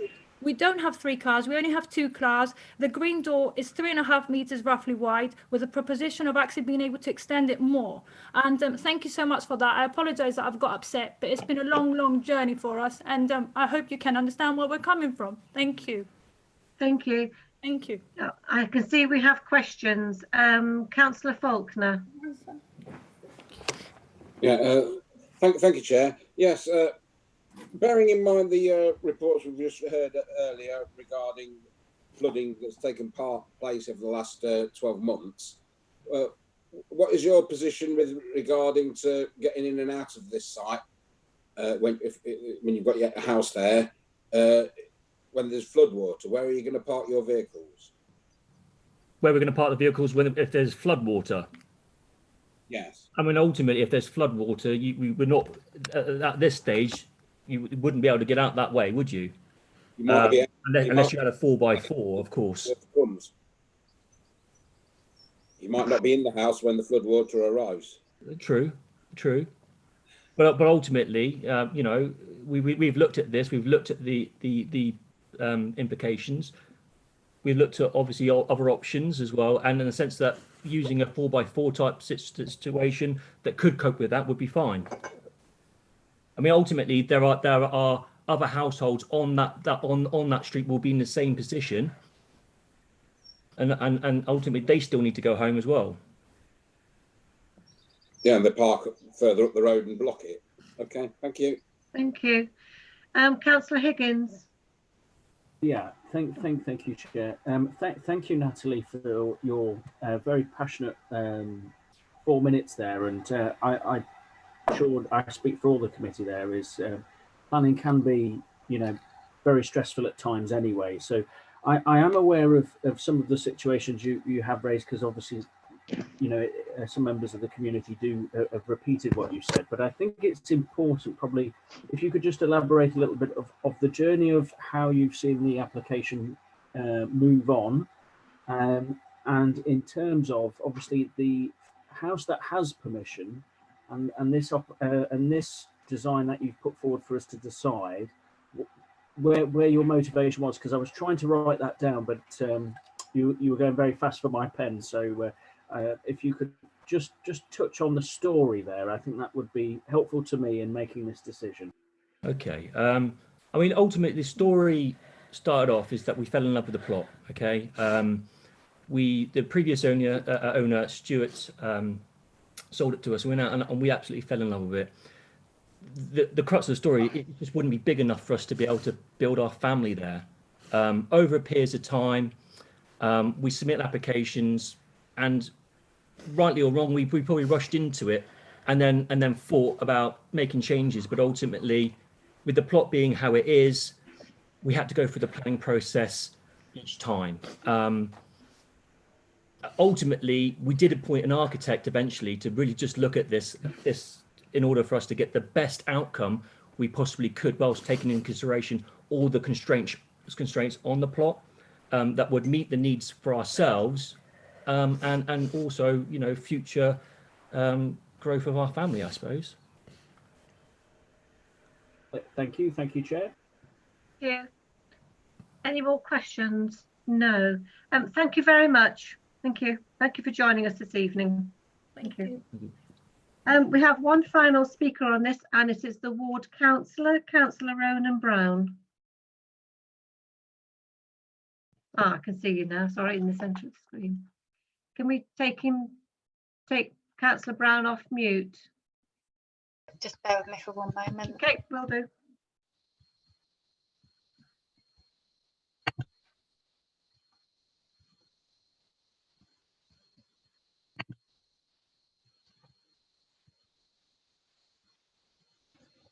Just bear with me for a moment, Councillor Clancy. I don't seem to be able to unmute Councillor Brown. I don't know whether he can do it himself. Can you can you hear me now? Yeah, we can hear you. Thank you. Okay, you can hear me and see me. That's great. Thank you. You ready to go, Chair? Yeah. Yes, off you go. Yeah. Oh, yeah. Councillors, Chair, thank you for giving me the opportunity to speak on this application. This application originally started its life as a 2-bed bungalow, which was given permit in 2016. The Environment Agency, as a statutory consultee, were not asked to comment. We now see before us an application for a detached garage, a garden room, and essentially a 5-bedroom home, albeit 4 beds on the plans. 2-storey residence sat at the top of a raised plinth designed to mitigate the flooding, making it highly visible. This 2-storey house is sat in our conservation area in the functional floodplain, making it apparent from every aspect of the village that sits above the site. This will not enhance or protect our conservation area. Since 2016, we have now made a local and neighbourhood plan, and we should now judge this revised application against those policies within them. The Environment Agency's comments in this application, and I quote, "The proposed development is sited in flood zone 3B, the functional floodplain. The application is therefore contrary to the NPPF and its associated PPG and should not be permitted." However, the bungalow that was originally given permit under delegated authority started this journey in relation to this site. The local lead flood authority advice is, and I again quote, "will not put the users of the development at risk.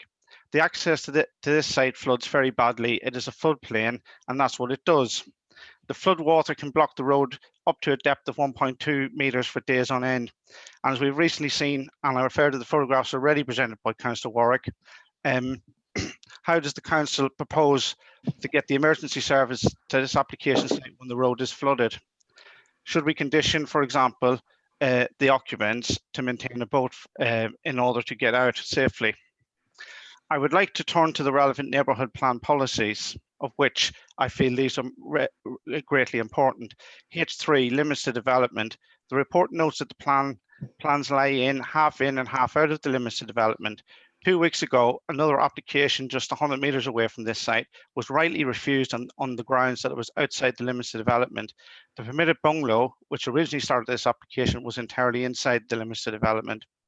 H6B, it helps to meet the identified housing requirement for the plan area. A 5-bedroom house, albeit as a 4-bed in this application, does not meet this need. However, a 2-bed bungalow does, or a property of 3 bedrooms or less, in line with our neighbourhood plan. In our power survey in 2015, page 20 of the neighbourhood plan, there was a request for a 1 to 2 bedroom bungalow, which this original application met. What is not within an area of risk of flooding. This site is category 3B. Are we willing to put more people at risk? F, provides safe access to the site. It does not. The flood risk assessment had to provide an emergency evacuation route. Policy H4, building design principles require systematic designs. That historic assets and their setting be protected, and the character and scale must have regard to the existing character of the surrounding area. The 2-bed bungalow was hidden behind the hedge, not as visually as intrusive as a 8-metre tall modern style house, although we do have to accept that there is a current application there. 30 seconds, Chairman. The local plan policies, EN11 is resilient to flood. It does not meet. Development on the functional floodplain is already met. SS3, development provides housing which meets a proven need as identified by the standard evidence in the neighbourhood plan. Our neighbourhood plan does not identify this need, etc. SS1, planning applications that accord with policies in the neighbourhood plan and neighbourhood plans. It does not meet the neighbourhood plan policies of H3, H4, H6B, IF, and the local plan policies. I therefore, based upon the evidence I put in front of you, to refuse this application. Thank you very much, Councillor Brown. Do we have any questions for Councillor Brown? There's no members have had hands Okay. up. Thank you very much. Thank you. Do officers wish to come back on any of the points they've heard during the sort of during the speeches, the speakers? We've got Louise Parker has her hand up, and Councillor Cumbers also has a hand raised. Right. Shall we hear from Louise first, Councillor Cumbers? Thank you, Chair. So I've heard quite a lot of the debate regarding their preference would be for the single-storey bungalow to be built there. Another preference for no building to be there. If I can just once again show you one of the slides that I presented to you earlier, which is relevant. So what we've got here is the permission which sits on this site. So whilst there is an ideal to have the single-storey bungalow, whilst there's an ideal to have nothing there whatsoever, the truth of the matter is this building has permission, can be built, can start tomorrow, etc. This approval here will appear on that site. So what I'd just like to say to members is that is your option. You know, that is the extant permission that is perfectly legitimately going to be built. The offer you have in front of you is a revised offer. It's a smaller offer. It has better materials to it, and with that it also contains conditions with regards to flooding.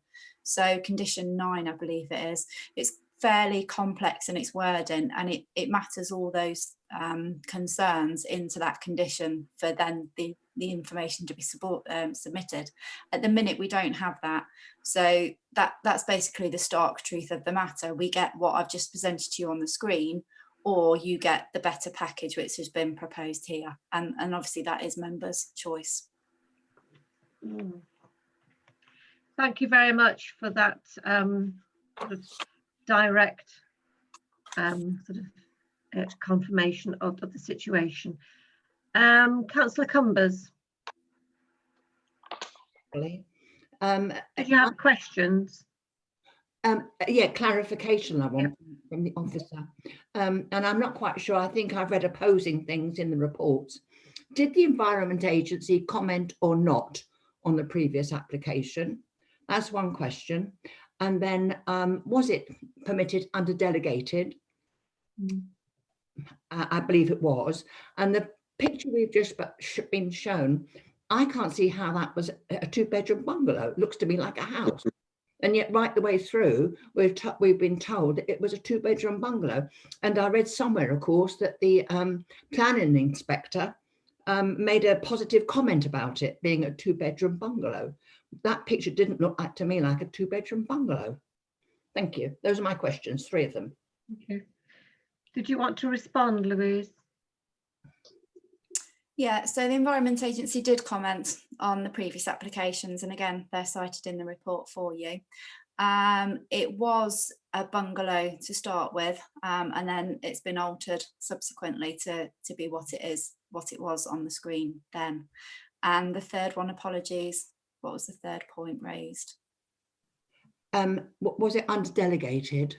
It was under delegated, yes. And can I just say so there was a 2-bedroom bungalow to begin with, and that's what had the original permission. And you're saying then that was amended to become a house, effectively. Yes. And that was granted permission too, was it? It was done through a non-material amendment. So it was considered non-material to go from a bungalow to a house That It was really surprises me. It was originally a dormer bungalow. Yes. Well, that surprises me. Thank you. Could I just say, I think the history of the application is on page 30 of the report. It sets out there this sort of journey this application has taken. Yeah. Thank you. Councillor Ramsey, can I just bring to your attention that Bob Power, the legal advisor, has his hand raised. Okay. Thank you. Chairman, I just wanted to say just a few brief things.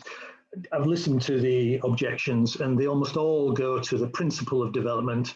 And normally building in a flood zone would be a very weighty reason to refuse. But the plain fact, as Louise said, is that this site has got a planning permission, and she showed you the design of the building, and that can be built.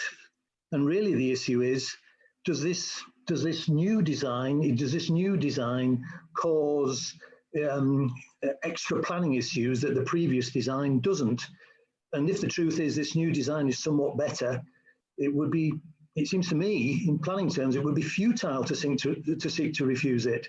You would simply be forcing the applicant to develop something that he's already got planning permission for that wouldn't have those advantages. Thank you. In essence, principle is not before you; it's already established. I must admit, I think you've beaten me to it. But yes, thank you for that.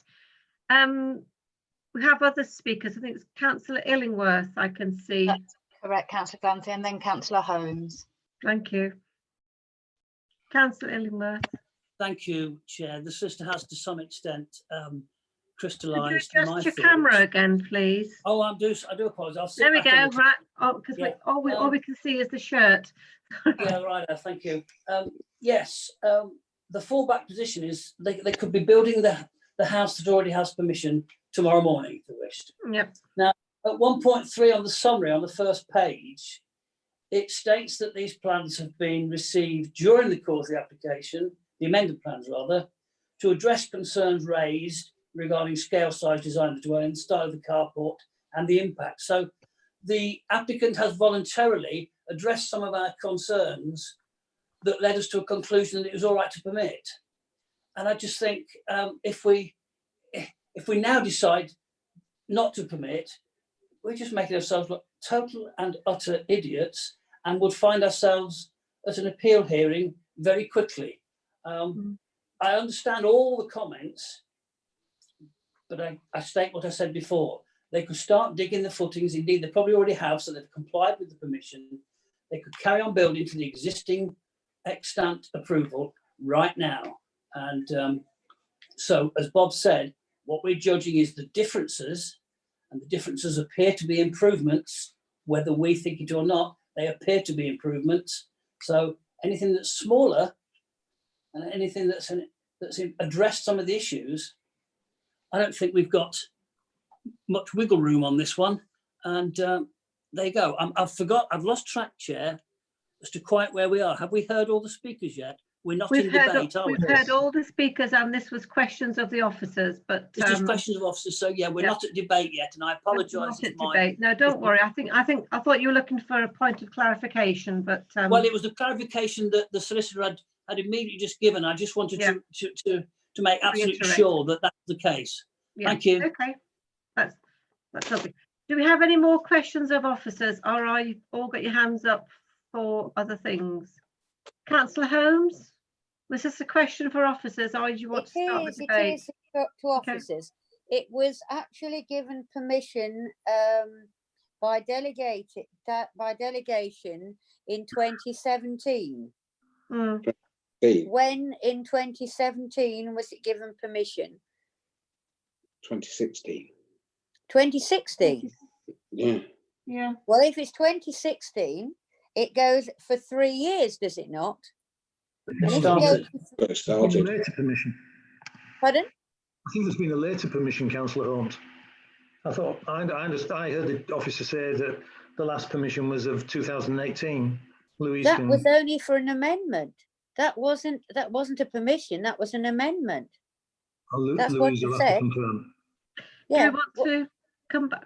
Have you finished? Sorry, Councillor. Well, I just wanted to know if that was when the permission was 17 or whatever, 16, then it is run out of the permission. And I understand totally where people are coming from, but anyway, that'll be for debate later. But that's all I was asking, when it was actually given permission by delegation. Thank you.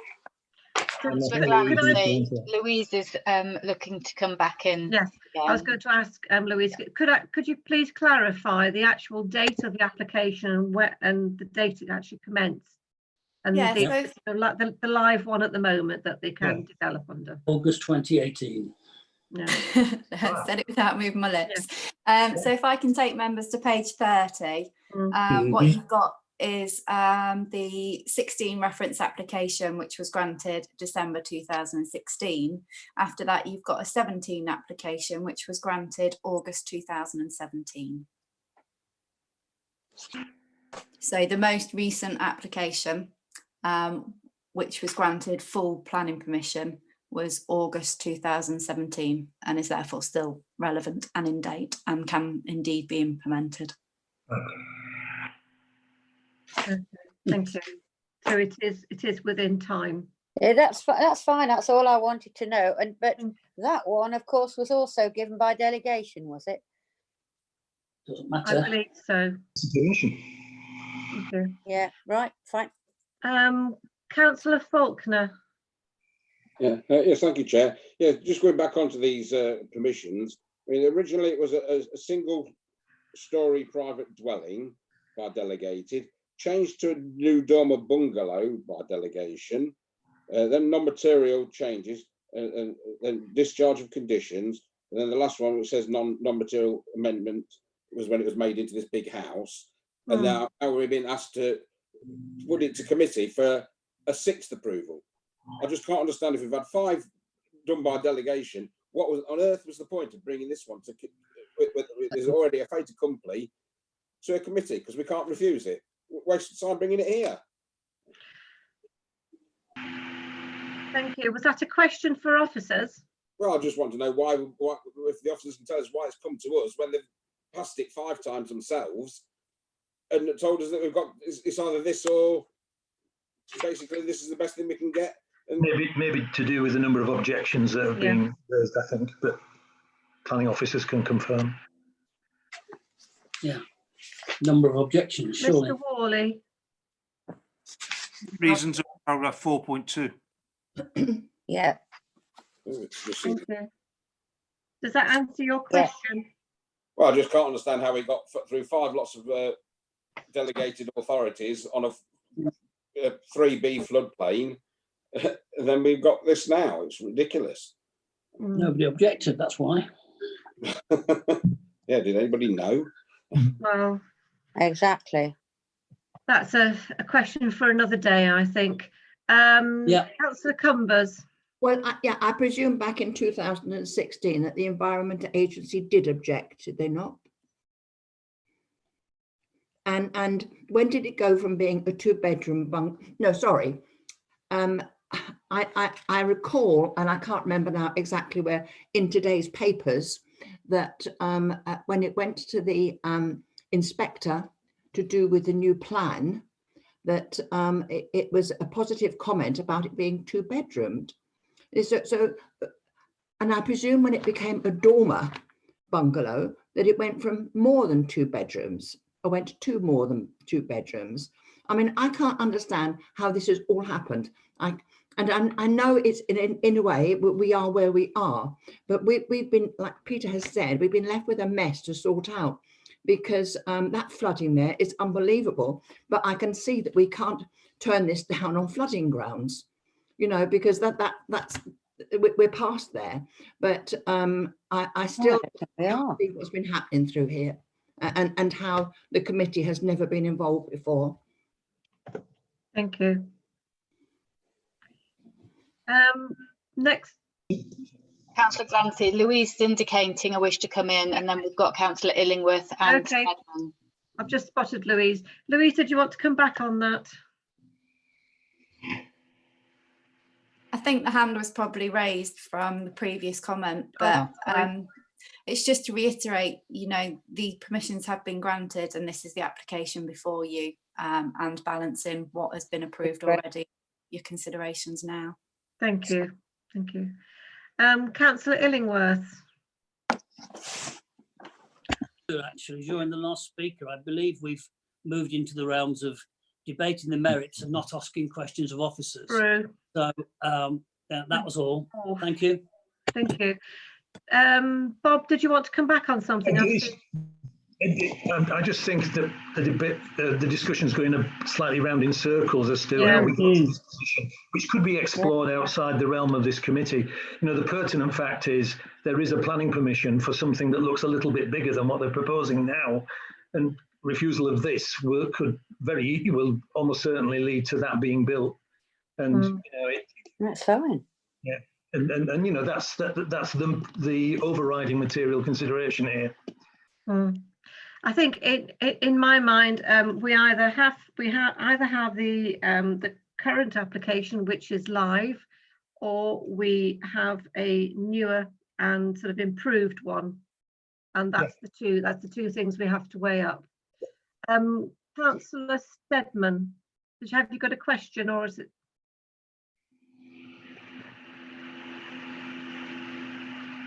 It was more for the debate, actually. Okay, well, I think we're probably in the debate now. I think we've finished all the questions and we've naturally morphed into debate. So if you'd like to go ahead and start us off. Thank you. It's basically listening to all this debate about different applications here. The principle of development was established, and it's been established for a long time. But what we need to note is that it was established when there was no made local or neighbourhood plan. And as Jim said earlier, we've got to judge this on its individual merits against current policies, which would be your made neighbourhood and local plan. And that's what we need to be sat considering, not how we got here, but where we are today. Thank you. Councillor Cumbers. This, the dormer bungalow that has the permission, it hasn't got 5 bedrooms. I don't think it has 5 bedrooms. How many bedrooms did it have? And was there a garden room with that application? Doesn't matter.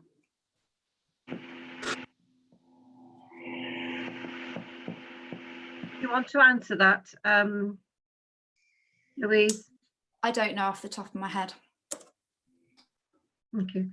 Because this application we're looking at includes a garden room and a carport and the house. Yes, I understand. Yeah, sorry. So I can confirm the last application was for a house, a carport, and stroke garage and a garden room as well. But the first application for the dormer bungalow, I don't know the details off the top of my head. That would expired by now, that permission, the bungalow. Yeah. Thank you. And we are where we are. Yeah. Sorry. Can I really understand exactly what the current is then? It's a dormer bungalow with how many? Councillor Illingworth. Sorry. Do you want to put your mute button on, please? Yeah, sorry, a little. Yes. Can I really understand what the existing is? We know it's a dormer bungalow and we've seen pictures of it. I mean, how many bedrooms, and what did it also, that application, did it also include a garden room? Or is the garden room new? Chairman, it's nearly 8 o'clock. I'm just wondering. Sorry, thank you. Yeah. Right, I think we have to adjourn now to, at this point. Can you answer that question quickly, Louise, and then we'll adjourn so that we can clap. So the live application is the one that I displayed on the screen, which also has a garden room and a garage. It's the 2-storey elevation drawings that are displayed. Isn't a bungalow a red herring now? It's not implementable. Isn't it just part of the ancient history? Yeah. Okay, thank you. Right, if we'd just like to adjourn for 5 minutes, if you would like to, how do we do this? If you stop the video, go on your screen and stop video. then we'll all just have our names there as opposed to having our pictures there, if that's okay. And then we'll see you in a moment. Well, in 5 moments, I would say. Thank you. Thank you.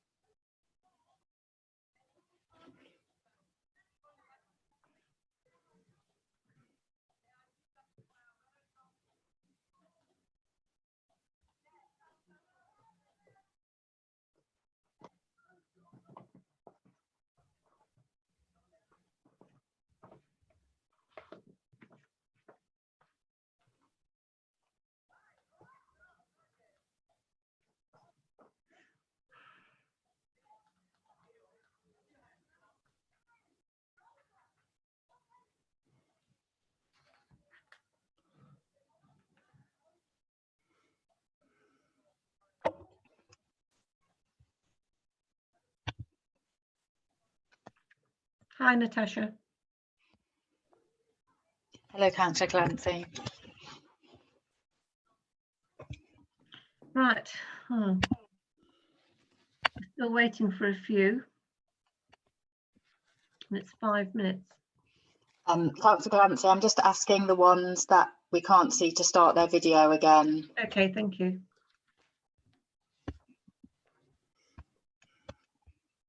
Thank you. Where's Peter? Right. But I can't do anything with mine because it's just showing something different. I think you've got your camera around the wrong way. How have I done that then? Don't know. No, well, just tell me how to do it. Councillor Holmes, if you touch, There you go. Done it. But I was going to ask a question, you know, I'd got my hand up. Right. Can we go back into session now, please? I think we've got Councillor Illingworth next. I did have my hand up. I can see it, Elaine, but yeah, that's all right. Fine, thank you. Sorry, Yeah, sorry. happy to let mine right. Yeah, but we are in debate now, aren't we? we are in debate, yes, and we're debating the merits of this application. Absolutely. Not what's happened in the previous Totally. 5. I'm with you on that one, Chair. Thank you. I would like to come in after, so I'll keep my hand up, but I'll let Elaine go. Okay, thank you. Councillor Holmes. Thank you. So we forget the 2-bedroom bungalow that has lost its permission. Gone. So the next one is the dormer bungalow, which was also given by delegation. Is that right? As far as I'm aware. Can we just ask Louise if that is right? So that permission has now expired and it was delegated. And so this one is the new one. So why can't you've said that they could just build anything because it, so what is there live then now? Because you've actually said that they've expired, so this is the new application. So we could turn this application down if it was wanted, could it?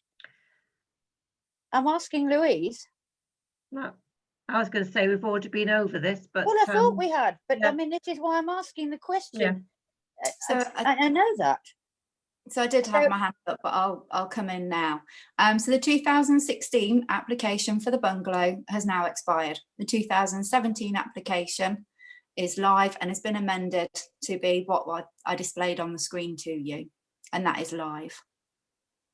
Right. Until August. So right, that was an amendment under delegation, right?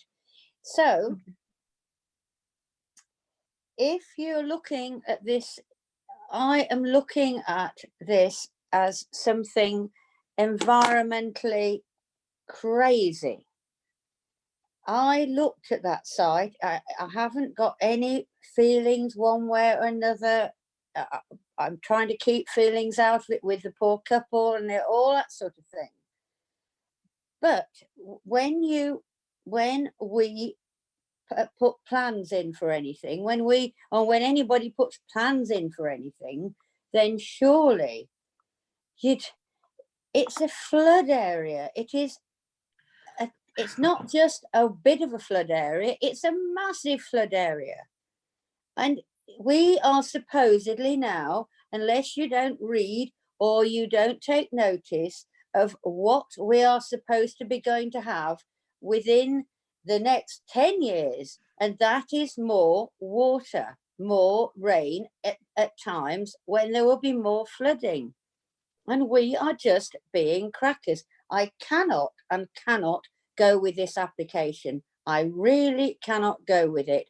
And I am disappointed, and I've got to say that with the planning officers. I'm very sorry about this, but in this case, I'm very loyal normally, but this is a very great sadness to me. Thank you.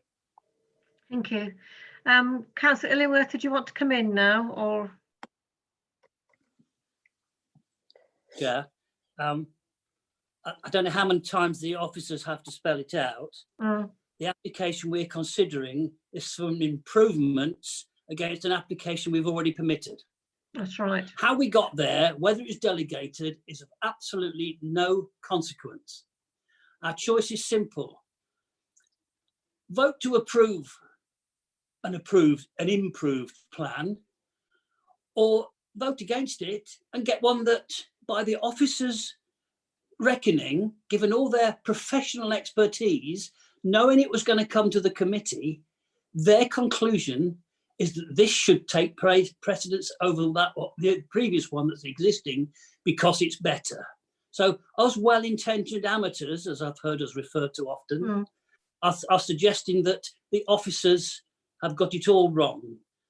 And I don't think they have. And I think it will be absolute farce if we refused this, because we wouldn't go back to a dormer bungalow. We wouldn't go back to a 2-bedroom bungalow. We'd go back to an extant permission for something bigger and, in the officer's opinion, less acceptable than we're being asked to approve. Please stick to the point, members. That's what matters. Thank you. Which is Thank you. what I I'm opened actually going with. to. Let's leave the history. Yeah, let's leave the history behind. We're now Yes. looking at a new application, Yeah. and do we think that is considerably better than the one that's already in existence? Councillor Higgins. I think Councillor Ingworth was about to move a motion. Oh, so I'm did you going want to Yes. continue? Sorry, yes, I just stopped for Oh, sorry, breath. I'm sorry for cutting you off. Yeah, taking all those other peripheral things into account, and I know this will fly in the face of some people whose opinion I totally and utterly respect and admire, but I'm going to propose approval because that is the logical and consistent decision resulting from this application. Thank you. Thank you very much. Now we know the procedure. Councillor Higgins, are you willing to second that motion? Yeah, I'm willing to second it, and I think I probably speak for probably all members of the committee. I think if this came as a totally fresh application, and in regards to the officer recommendation, even if it was to permit, and I think I wouldn't be permitting this as a individual application, but as Councillor Ingworth said, as other people have said, we are where we are. There is a planning permission on there. Has to judge an improvement on that, and I think the design compared to that's in place is better, and from the applicant's point of view, I can see it's been, you know, some hard work from their individual lives, and if you are flooded in there, then buy a freezer, store lots of food in there, and you might be locked in for a while, but hey, well, we're all used to that now. So if this goes through, good luck to you, and I hope that all the neighbours and community can come together after this, because there's far more important things in life. Thank you. Thank you. Councillor Posnett.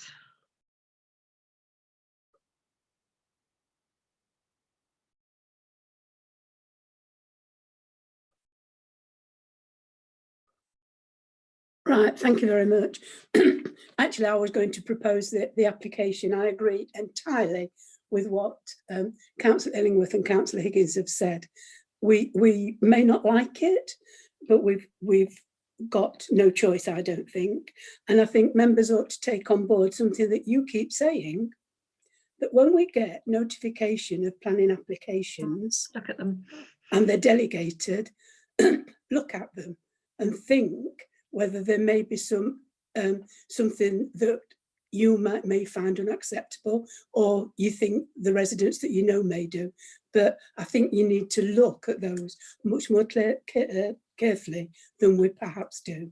So I'm very happy with the proposal.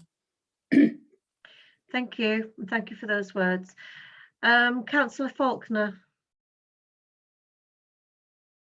Yes, thank you, Chair. Yeah, obviously we are where we are, as I've just said.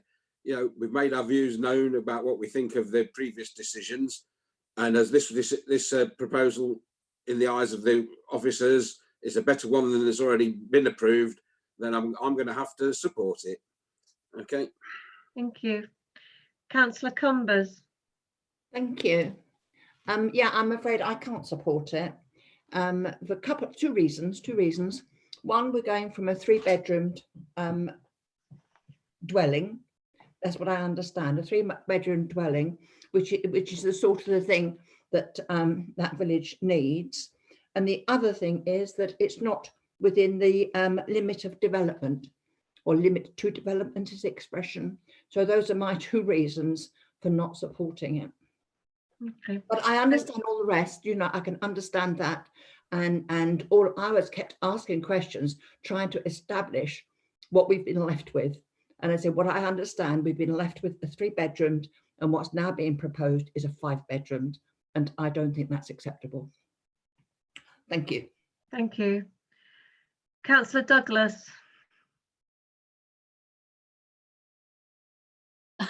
Hello. Yes. Hiya.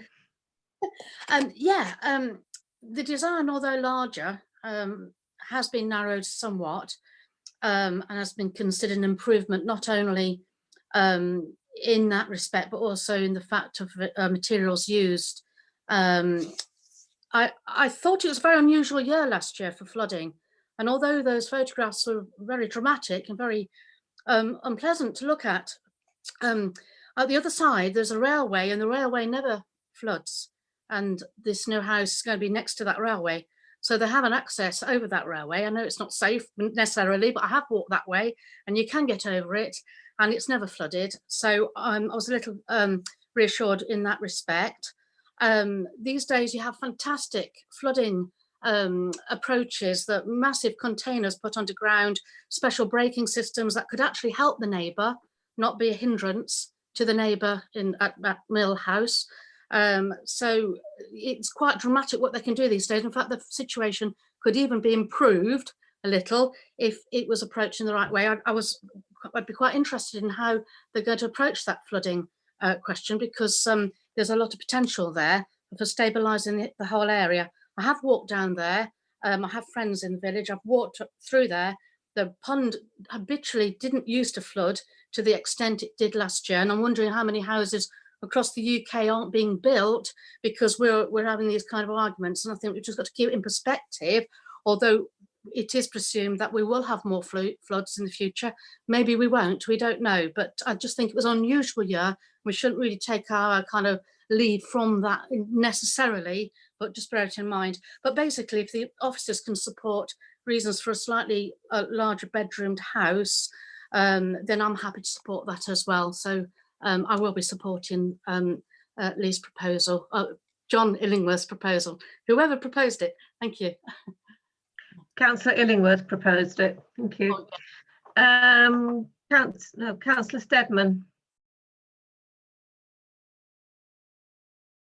Hi. When I look at what's in front of us, which is what I'm judging today, against the local plan and neighbourhood plan policies, the Frisbee neighbourhood plan says 3 bedrooms or fewer. We're about to pass a 5-bedroomed house, and there's no identified need for this. When I'm just looking at this in front of us now, it does not meet the Frisbee neighbourhood plan policies, and forget the flooding and everything else, it doesn't meet their policies. And as Councillor Cumber said, it's now partially outside the limits to development as well. So that's another neighbourhood plan policy. So I will not be supporting a permit on this. Thank you. And Councillor Illingworth, did you want to come back again? Yes, please, just to challenge that statement. When did this application become a 5-bedroom house, other than in the presumptive eyes of some of us? It's four beds. It's allocated 4 bedrooms. Yeah, it's a 4-bedroom house we're looking at. Yeah, I can use my kitchen as a bedroom. It doesn't make it 3-bedroomed. Thank you. Okay. Thank you. Right, well, I think that's the debate concluded. I think we've gone into it very, very deeply. So we've had a proposal to permit in accordance with the officer's recommendation, and I will go through the list alphabetically as I have done in the past. If you could please indicate your for, against or abstain. And we're all, if we can all be demuted. Sorry, not a very good word, demuted. Anyway, All panelists are now unmuted. Demuted, unmuted. Thank you. Councillor Chandler, are you for the proposal or against? I'm somewhat disgusted that I've not been taken. I'd got my hand up before we went broke for 8 o'clock, and I still haven't been taken. And it's not fair that. Your hand up. Sorry. Yeah, there was no. I can confirm that there wasn't any hands up on the panelists. There was nothing. Did you have something quick to say on it? Oh, I won't.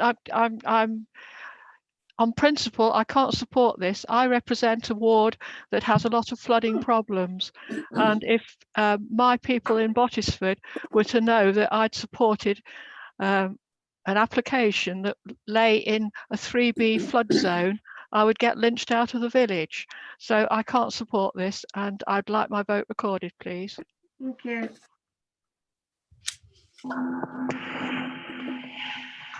Councillor Cumbers. Thank you. Yes, I can't support it for the 2 reasons I've given. I don't think that we can use flooding as a reason to oppose it. I do oppose it, and I too would like my vote recorded. Thank you. Thank you. Councillor Douglas. Oh, 4. Okay, thank you. Councillor Faulkner. 4. Okay. Councillor Glancy, reluctantly 4, I have to say. I'd prefer to see a smaller one there, but we haven't got that. Councillor Higgins? Yep, exactly the same as you. Would like to have seen a smaller one, but we are where we are on all this, so 4. Thank you. Councillor Holmes? I'd like my vote recorded. I think it's a total disgrace, and I think that there will be other things that people are going to say about this. It is totally and utterly wrong. And I do think, having had 2 fields flooded for months and months.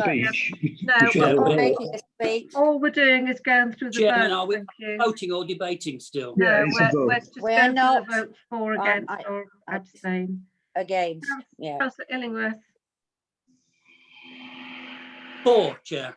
Thank you. Councillor Posnett? 4. Thank you. Councillor Steadman? Against. Thank you. Councillor Wood? Against. That's 1, 2, 3, 4, 5. 6, 4.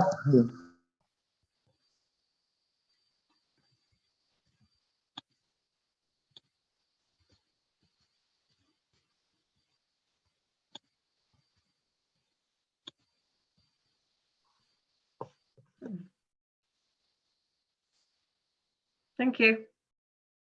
Chair, we lost sound there, most of us, I think.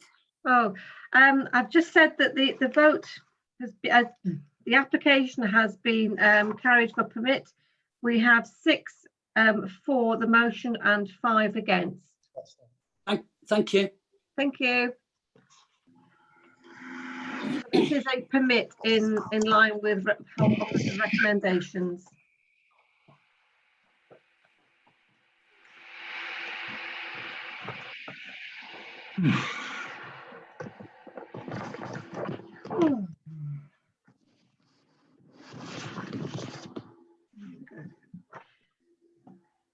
The next application before us is 4.3 20/00192/4 1 Beaver Avenue, Ab Kettleby.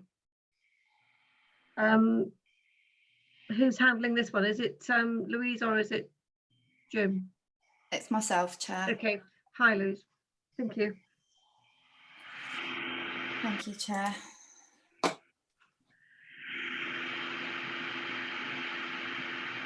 So again, Chair, can I check with you that you can both hear me and see the presentation on screen? Well, I can. Can you see the presentation, Chair? And I can you can see hear? the presentation, yes. Thank you. Okay, Thank you.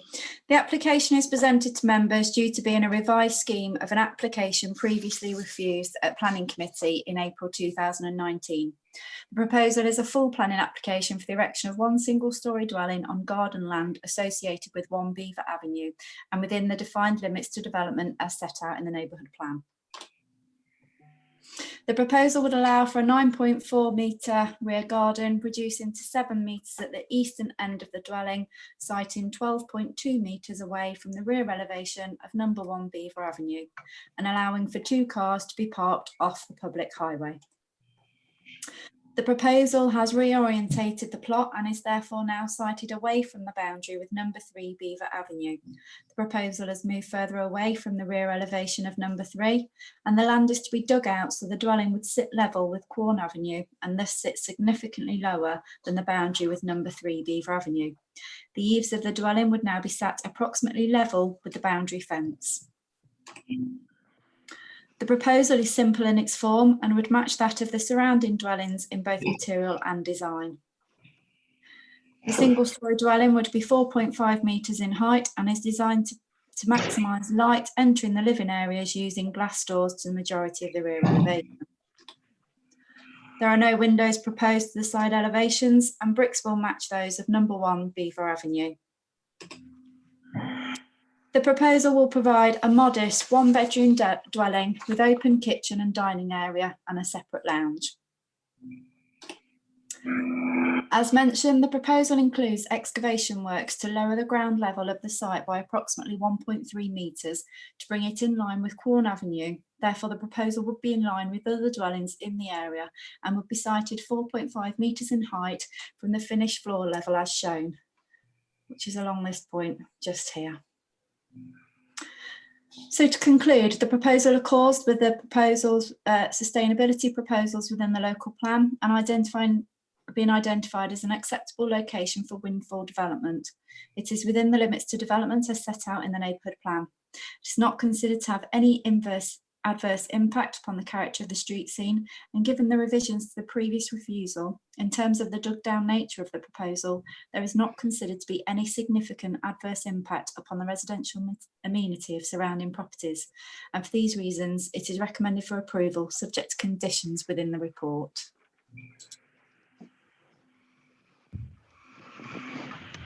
Thank you for that. Do we have any questions of Louise regarding that? Councillor Faulkner. Yeah, thank you, Chair. Just a question, Louise. On what you've just been saying, you said that the height was level with the height of the neighbouring fence. Was that to the eaves or to the apex? Eaves, I think. It was height to the eaves. Right, okay, thank you. And Councillor Higgins.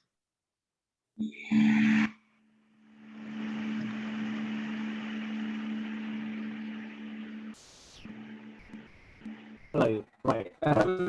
Yeah, just to the report, I cite a previous refusal on. Is it in the report, and what was the reason for the previous refusal? I thought it was on D1, but can Louise clarify that for me? Certainly. So I struggled a bit there. I think it was requesting the previous reason for refusal.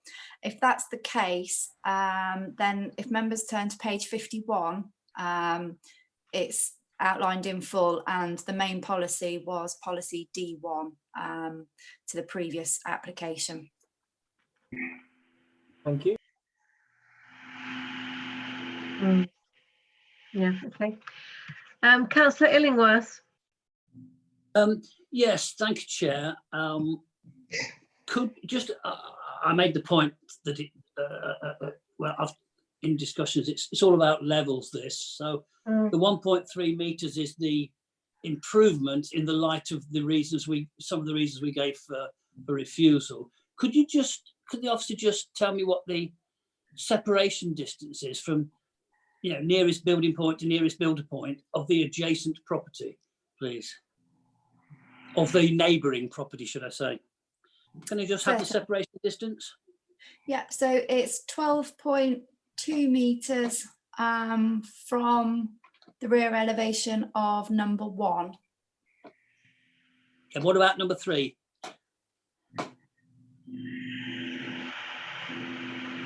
Bear with me. Do you want to continue and I'll come back to you on that point? Yeah, I'm happy to do that. Yeah. Can do. Thank you. Councillor Holmes, did you have a question of the officers? I just don't want to say anything, but I just didn't want to leave Councillor Chandler out again. I won't say anything, but I don't know. No, she doesn't seem as though her hand keeps going up. I don't know whether it does or not, but you know, so whether you could ask, that's all. I will do. I will. Let me just go to Councillor Steadman first, and then we'll ask Councillor Chandler, as the raised hand isn't working. Chair, yeah, I have looked at the plans for this. I was just wondering if Louise could confirm that there are actually no dormer windows in the roof of this building. There's none on the plans, but would it, you know, if the committee were minded to permit, could we condition that? Because obviously the neighbour at number 3 is obviously quite concerned about their privacy. It's just that question, that's all. So that one I can come back with straight away. There's no dormer windows proposed, and members do have the right, if they wish, to remove permitted development rights. It's there at number 10, Louise. I'm just looking down now. Got there first. Mine's glitching, sorry. I know the measurements if it helps me to answer that question. Yes, please. It's slanted, so it's inconsistent. So at the nearest point, it's 7 metres from the boundary with number 3. At its furthest point, it's 10. Thank you. Does that answer your question? Yes,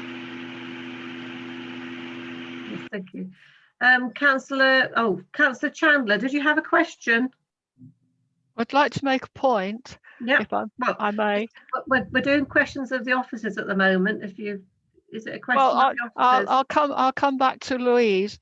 I was going to propose that we took the permitted development rights away here, so we don't get dormer windows in the roof or another tier going up.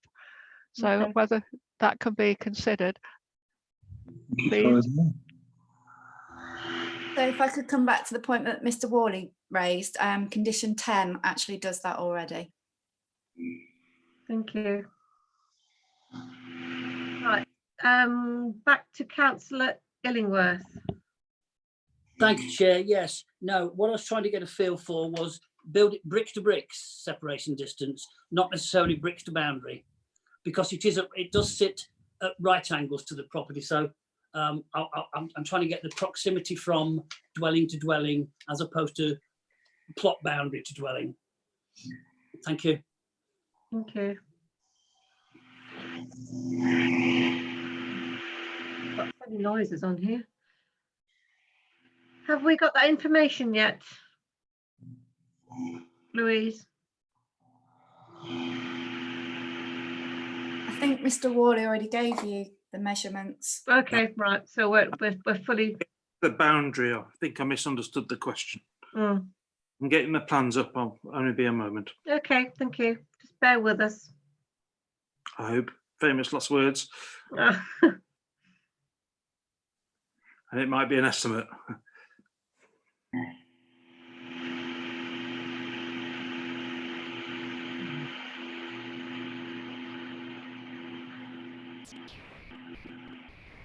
It's there, but it's in the tiniest of prints.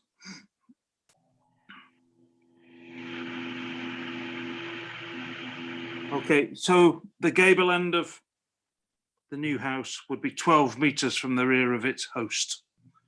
So if you're concerned about number 3, more than 12 add metres. a couple, depending on where on the elevation you're measuring from.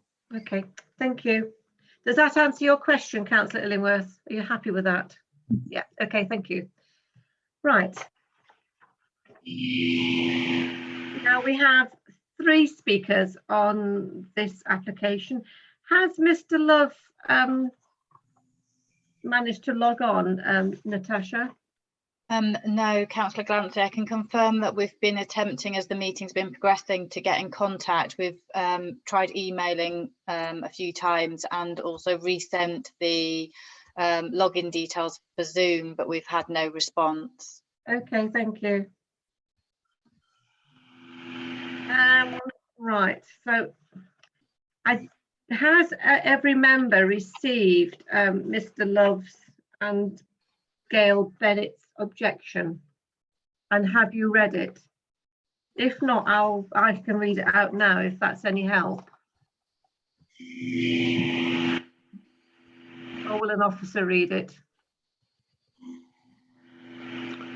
I think if members have read it, Chair, it should be capable of being taken as read. Yeah, I think so.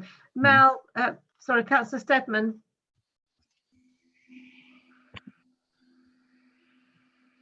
Perhaps it might be an idea to jog our memory. I've had that much information in the past 24 hours. It can get a bit tricky. Okay. Thank you. So, well, if members don't mind, and if Bob doesn't mind, I'll read through it quickly, and then at least we've actually got it and we've heard the objection. Right. This is an objection from Robert Love and Gail Bennett. As requested, please find attached. Right. Regarding highway impact and safety, the road Corn Avenue adjacent to the proposed property was never built or meant for two-way traffic and narrows up to only 5 metres in front of the proposed access driveway, which would be exactly opposite our driveway access, and was clearly built for access only to these properties on Corn Avenue. It's a dead end, a cul-de-sac without a turning area, the very narrow and not enough width to turn a car around without using the pavements or our driveways as frequently do now. We already have many problems of getting in and out of our driveways, and impossible if someone leaves a vehicle parked on the road, especially towards the end where the proposed access to this property would be. At present, anyone visiting these properties and leaves a vehicle in the road, as visitors recently to this proposed site have been viewing it, block us from getting in or out of our properties. This proposal development would have a significant impact on increasing the existing problems that we already have, and will surely increase the risk of accidents and safety to others, pedestrians included. Regarding overshadowing, overlooking, visual intrusiveness and loss of privacy, as you'll be aware from the committee visits to site, you will have noticed the significant slope in the land from the development site across the road and downwards across our gardens to our properties. The proposed bungalow on the small site size means it's only 1,500 millimetres from the boundary, and although this revised application from the previous one has reduced the roof height, I think the roof, right by using boundary walls, in essence we'll be looking up at the applicant's property and them down on us, and will have little or no impact on us losing our total privacy, reducing and overshadowing and overlooking it will cause to us, our neighbours and the adjacent property at number 3 Beaver Avenue. We've already lost established trees, hedgerows and associated wildlife to this area due to it being unsympathetic removed for this proposed development and being replaced by high fencing and industrial metal gates. I would like you to consider the above and affect and impact further it would have on us and our life living here in this village we love when making your decision on proposed property. I presume everybody had a copy of that, but just for clarification, I've read it out. The next speaker is Helen Prangley. Is Helen on? Is Helen here as well, or not? I believe it's Mr. Taylor. Mr. Taylor. Okay. Right, Robin Taylor first, then.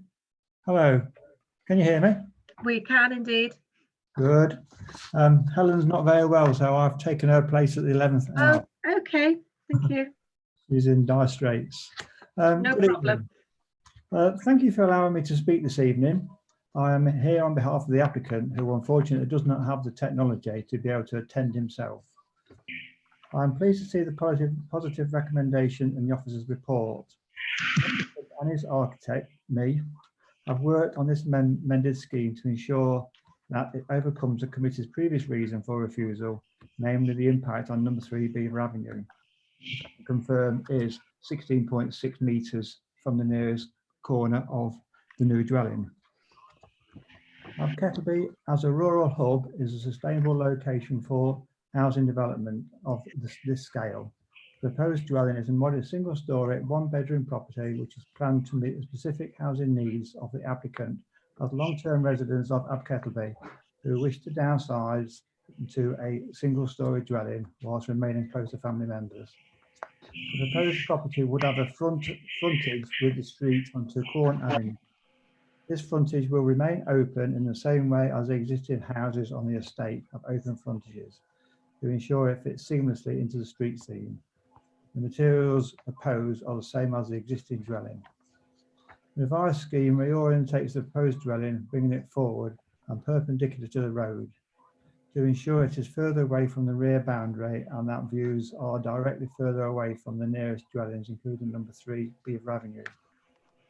Furthermore, following topography surveys of the plot to establish levels, the revised plan sets the proposed dwelling down within the plot, and the application includes a cross-section, which you've already seen, which demonstrates this how it will be achieved and the relationship to the proposed dwelling with number 3. The property would be set down into the site as so to be level with Corn Avenue with a step garden up to its rear boundary. From number 3, the outlet will remain compromised in the roof line of proposed property. The layout ensures that the parking position is not over dominant and is set back within the plot so that it does not project forward of the dwelling. The applicant is content for permitted development rights to be removed, as there will be nothing in the loft, so there will be no dormers on the property in event of the planning permission being granted. As acknowledged by the officer in his report, the current fencing, which the applicant has realised needed planning when he erected it, or did not need permission when he erected it, would be amended should the planning be granted. Chairman, there's 20 seconds left. Yeah, okay. One more sentence. We consider that proposed property as amended is of the height and orientation that should now be considered acceptable, and its siting set down within the site within a hard and soft landscape setting are such that the residential amenities of the existing dwellers on Beaver Road and the proposed dwelling should not be adversely affected. Thank you very much. Thank you. Do we have any questions of Mr. Taylor? I see that Councillor Faulkner, you've got your hand up.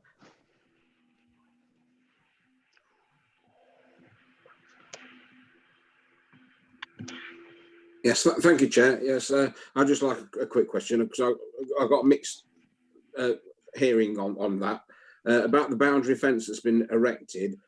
Is that staying or is it being taken down and being made open plan? The applicant put a 6-foot fence up round the road of Corn Avenue for security reasons, and yes, it will go, and it's all gone on the new application. That's what I thought I heard. Thank you. Did you say you guess it will be removed? Will be removed. It will be removed. Okay, thank new you. permission to be removed, yes. Okay, thank you. Councillor Illingworth. Beat me to it. Pass on me. Councillor Higgins.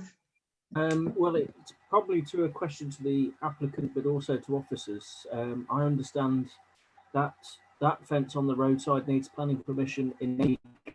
So regardless of what our decision is, that fence is not there lawfully at this moment in time. Is that what you agree with from the applicant and officers? Yes, Chairman, yes, we put an application in for it, and we put this superseded application in as well. And the officer at the time said they will mingle them both into one. So if it does get approved tonight, the fence will come down. But if it doesn't, then we'll still ask for it to be permission for it. Perhaps Louise will tell you a bit more. Okay. It does answer the point, Chair, that it's not lawfully there at the moment. It's not lawfully there, no. Thank you. Any further questions for Mr. Taylor? No. Thank you very much, Mr. Taylor, for joining us this evening. Thank you. Problem. Thank you. The final speaker on this application is Councillor Joe Orson, the ward member. Can we demute or unmute Councillor Orson? Good evening, everyone. First of all, I'll start by saying thank you to you, Chairman, for a year ago now, allowing this application, a similar application to this one, sorry, to go to committee for determination. Obviously, a year ago, it was refused on the impact on number 3 and also being contrary to policy D1. Now, 12 months later on, we have a revised scheme and it's back for determination by committee again tonight. I know the site very well over quite a long number of years and also recently checked on Google Maps satellite and also the street view. And I'm pleased to hear that the fence has been mentioned actually, because there was quite a very pretty line of lovely shrubs along the Quorn Avenue side. Bob Bedell planted them, I suspect, many, many years ago and recently replaced by a wooden fence.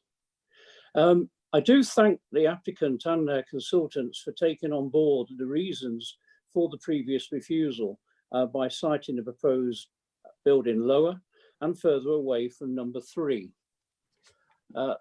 Say last time it was refused, the proposed dwelling on the impact on number 3 and contrary to D1. In the reports before you tonight, you have 546 and 547 saying it does actually impact on Quorn Avenue and also onto number 3. I have to say, in my number of years as a ward councillor, this has possibly been the hardest application I've had to try and come to some conclusion on. I can see the advantages and permit, I can see the advantages in a refusal as well. However, planning committees are here to make decisions, not to make compromises. So I request that you do look to refuse the application on this application tonight, because the impact to number 3 and the contrary to D1 is just too great for me to say permit. Thank you. Thank you for that. Do we have any questions of Councillor Orson? Councillor Chandler, do you have any questions? No. Okay, thank you. Thank you very much, Councillor Orson. Thank you. Do officers have any comments to make on the speakers or what we've heard this evening? No? Nothing at all? No. Do members have any questions of officers before we start the debate? No. Can't see any hands up. Okay, over to you, members, to debate this application. Who wants to start it off? Councillor Higgins. Yeah, thank you, Chair. Yeah, this application, I was on the previous one, and it was, I think, as Councillor Orson said, it's one of those applications where it's one on that 50-50 boundary, and I also thank the applicants for having a look at it and at how to explore trying to meet what we set out last time. However, in the National Planning Policy Framework in February 2019, the section 12, which is achieving well-designed places, and obviously that's in regards to not only this building that we're set out to determine today, the host property, which is number 1, the neighbour at number 3, and then I think the neighbours and the community that are in front of this proposal. And for me, the design of this application in sort of, I don't want to use the word, but the only way I can describe it is sort of garden grabbing. I think it's just putting everything all on a postage stamp. And I just don't think that's really the design we would like to see in the borough. If this house was a bit further into the field, which I do appreciate it's not in the applicant's ownership, if it was bungalow was in that field there, I'd be saying yes, permit, and there you go. But I think with the impact on number 3, the existing use on the future use of the host dwelling at number 1, and those of the previous of the community in front, I think the design of this just doesn't meet our test, and I'm struggling to support this proposal at the moment. Okay, thank you. Councillor Cumbers. Question and an opinion. Sorry, I'm muted. You're not. No. I can hear you. Thanks. Yeah, I'm inclined to support this because I think it will meet sort of local need. But there are, I agree that there still are problems. But I do have a little question about one of the conditions, and the condition about the drive, that it won't, it shouldn't have sort of stones and grit sort of flying all over the place. But and so we've asked for something like tarmac. Shouldn't we be asking for something which is permeable nowadays? Thank you. That's my question. Thank you. Did you want to answer that one, Louise? Yeah, so I'm just scrolling down now to the conditions. Normally they are permeable, aren't they? Tarmac isn't, is it? Unless it's specified. Yeah. My computer's glitching. I think what we'll have done is said that it shouldn't be stone or loose material. And I think the reason for that is because of obviously material then ending up on the highway, but we would be considering obviously a permeable option. Good, that's fine, thank you. Thank you. Councillor Illingworth. Thank you, Chair. Yes, this is a classic, isn't it? That it's come back with improvements to overcome objections, and it's an entirely subjective thing as to whether those improvements have been significant enough. And I'm probably going to remain unsure until the very, very end. I think it's that fine balance. How, do we believe it's improved enough to overcome that? So I'm going to hold my peace for the time being. Hopefully one or two more members will want to speak, and then we'll take it from there. Thank you. Thank you. Councillor Chandler, did you want to come in?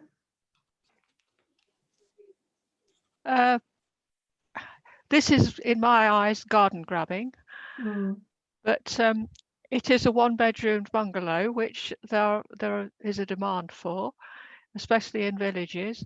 And currently, I'm a little bit undecided which way to go.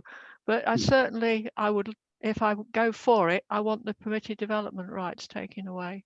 Thank you. Thank you. Councillor Douglas.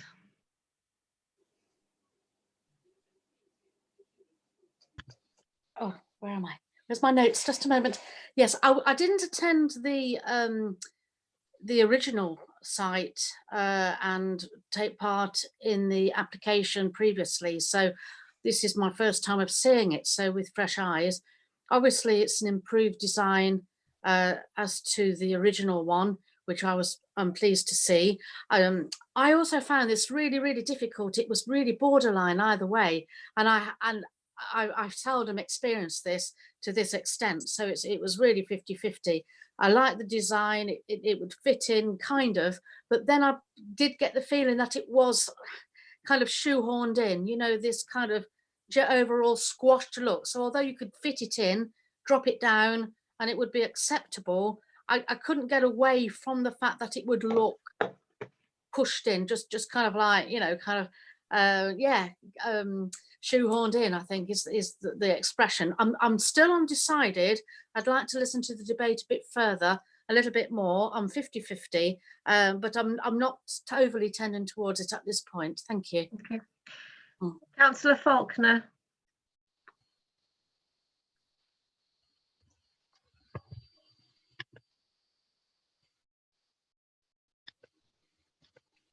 Thank you, Chair.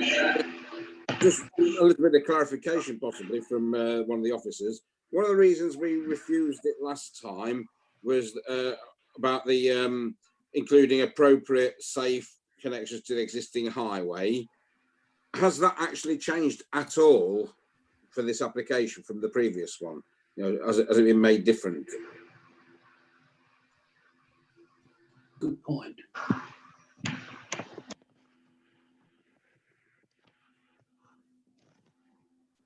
So what we've got with this application here is a set of conditions, and such conditions, if take for example condition 6, that actually asks for pedestrian visibility. So obviously improvements there, and there's also the removal of permitted development rights, which includes access gates, etc. So it does come with some amendments as part of conditions. Thank Yeah. you. I'm not convinced that the answer I've got answers the question I asked, if this was any different to what previous was. At the moment, it sounds like it isn't any different, but we can condition something that could make it different. But okay, thank you. Okay. Councillor Higgins. Sorry, Councillor Glancy, just before you go to Councillor Higgins, if I may, just want to remind you that we're getting close to time. Yeah, yeah, thank you. I'll just go to Councillor Higgins, and then we'll have to take a vote on whether they want to continue past 9 o'clock. So, Councillor Higgins, if you're okay. statement I'm okay to go past 9 o'clock, just for that.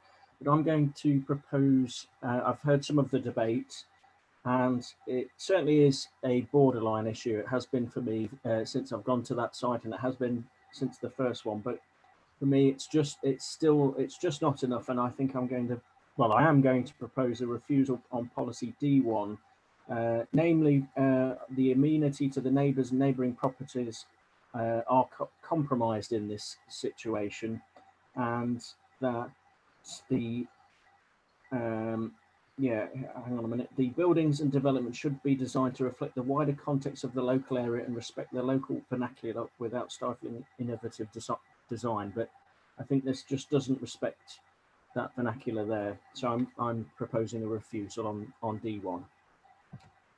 okay.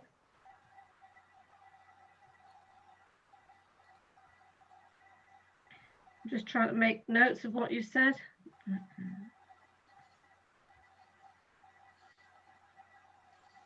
Okay. Well, we've had a proposal to refuse. You've still got your hand up. Can we please now have a vote on whether we continue after 9 o'clock, please? If I just go through it alphabetically, if that's okay.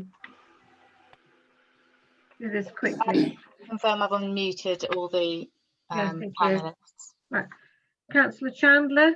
Yes, carry on. Thank you. Councillor Cumbers? Yes. Councillor Douglas? Yes. Councillor Faulkner? Yes, that's twice now. I know, thank you. Councillor Glancy, yes, I agree. Councillor Higgins, I know you've Yes, already I said agree. you agree. Councillor Holmes? Absolutely. Thank you. Councillor Illingworth? Yes, let's press on. Councillor Posnett? Yes. And Councillor Steadman? Yes. And Councillor Wood? Yes. Right, that motion is carried. We'll continue past 9 o'clock. Thank you. Now, we've had a proposal to refuse based on sort of our policy D1 and the impact on the neighbouring properties. Can we have a seconder on that? So I think I saw Councillor Posnett next. Yes, I'll second that proposal. Routine. Thank you. Thank you very much. Councillor Faulkner? Yes, it's okay, Chair. I was going to second it as well, but it's okay. Okay, thank you.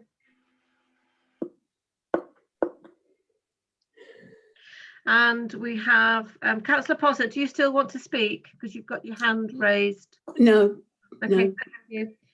Councillor Faulkner, you've still got your hand raised. Did you want to state no? Right, okay. Any more contributions to the debate? No? Okay. We've had Councillor Chandler. Did you want to come in again? No, thank you. Okay, thank you very much. Just double checking as we can't see your hand raised. Right, we've had a proposal to refuse. Did you capture the reasons for refusal, Louise and Jim? Impact on neighbours and inadequate design. Yeah. Did you want to recap on that before we vote? So everyone It is would be- clear what they're voting on. It would be helpful for me. I got the gist of policy D1 and impact on neighbours, but is that I think the first one was exactly the same as the last time. Yeah. Which is on page 51. And Yeah. the second one was design not reflecting its surroundings. Yeah. Also, Right, okay, that's fine. Oh, Councillor Stedman, I've just seen your hand up again. You disappeared a minute ago. I do Did that. you want to comment? Through you, Chair. Could I ask Councillor Higgins, because this actually, D1 actually is part of the Abercrombie Neighbourhood Plan Policy H3B, which is does not adversely impact on the character of the area or the amenity of neighbours, and then goes on to state protection of natural boundaries. Would he be prepared to put that in his proposal? H3B and D. H3B, yes. Yeah, and because obviously the neighbourhood plan is in there, and that is supportive of the Melton local plan, I'm happy to put that in too, to firm it up. Okay. Thank you. Thank you very much for that. Yes, I think this is a very difficult, very difficult planning application to consider. And as some have said, it is a 50-50. But ultimately, we've had the proposal to refuse. So now I will go through the list alphabetically as usual. Are we, Councillor Chandler, are you for, against, or abstaining from proposal to refuse? Against. No. Against refusal. Against refusal. No, for refusal. Sorry. Right. Thank you. For refusal. Just double checking. Thank you. It's getting Councillor late. Cum- It's getting I late. know, I know. Councillor Cumbers. Against refusal. Right, okay, thank you. Councillor Douglas. For refusal. Thank you. Councillor Faulkner. For refusal. Thank you. Councillor Glancy, I'm for refusal. Councillor Higgins, you're obviously for because you put the proposal on the table. Yep. You just want to confirm that. Yep, I'm happy to. Councillor Holmes. I think I'll abstain because of reason. Okay, understandable. Councillor Illingworth. For the proposal, Chair. Thank you. Councillor Posnett. For. For. Councillor Stedman. For. Thank you. And Councillor Wood. For. Thank you very much. The motion to refuse in line with policy D1 and the neighbourhood plan policy, together with the previous sort of. Sorry, I've got my getting myself in a twist. The previous refusal on page 51 of the planning report. So the motion is carried to refuse. Yeah. There's just one vote against that and one abstention, so it was carried fairly. One vote against and one abstention. The vote is carried to refuse. Thank you. Well, that concludes the applications. Another long night. I have no urgent business to report. So I'd like to say thank you very much to everybody, which is now 4:09, and I would like to close the meeting. Thank you. Thank you everybody for participating. Thank you. Bye-bye. Thank you very much. Thank you.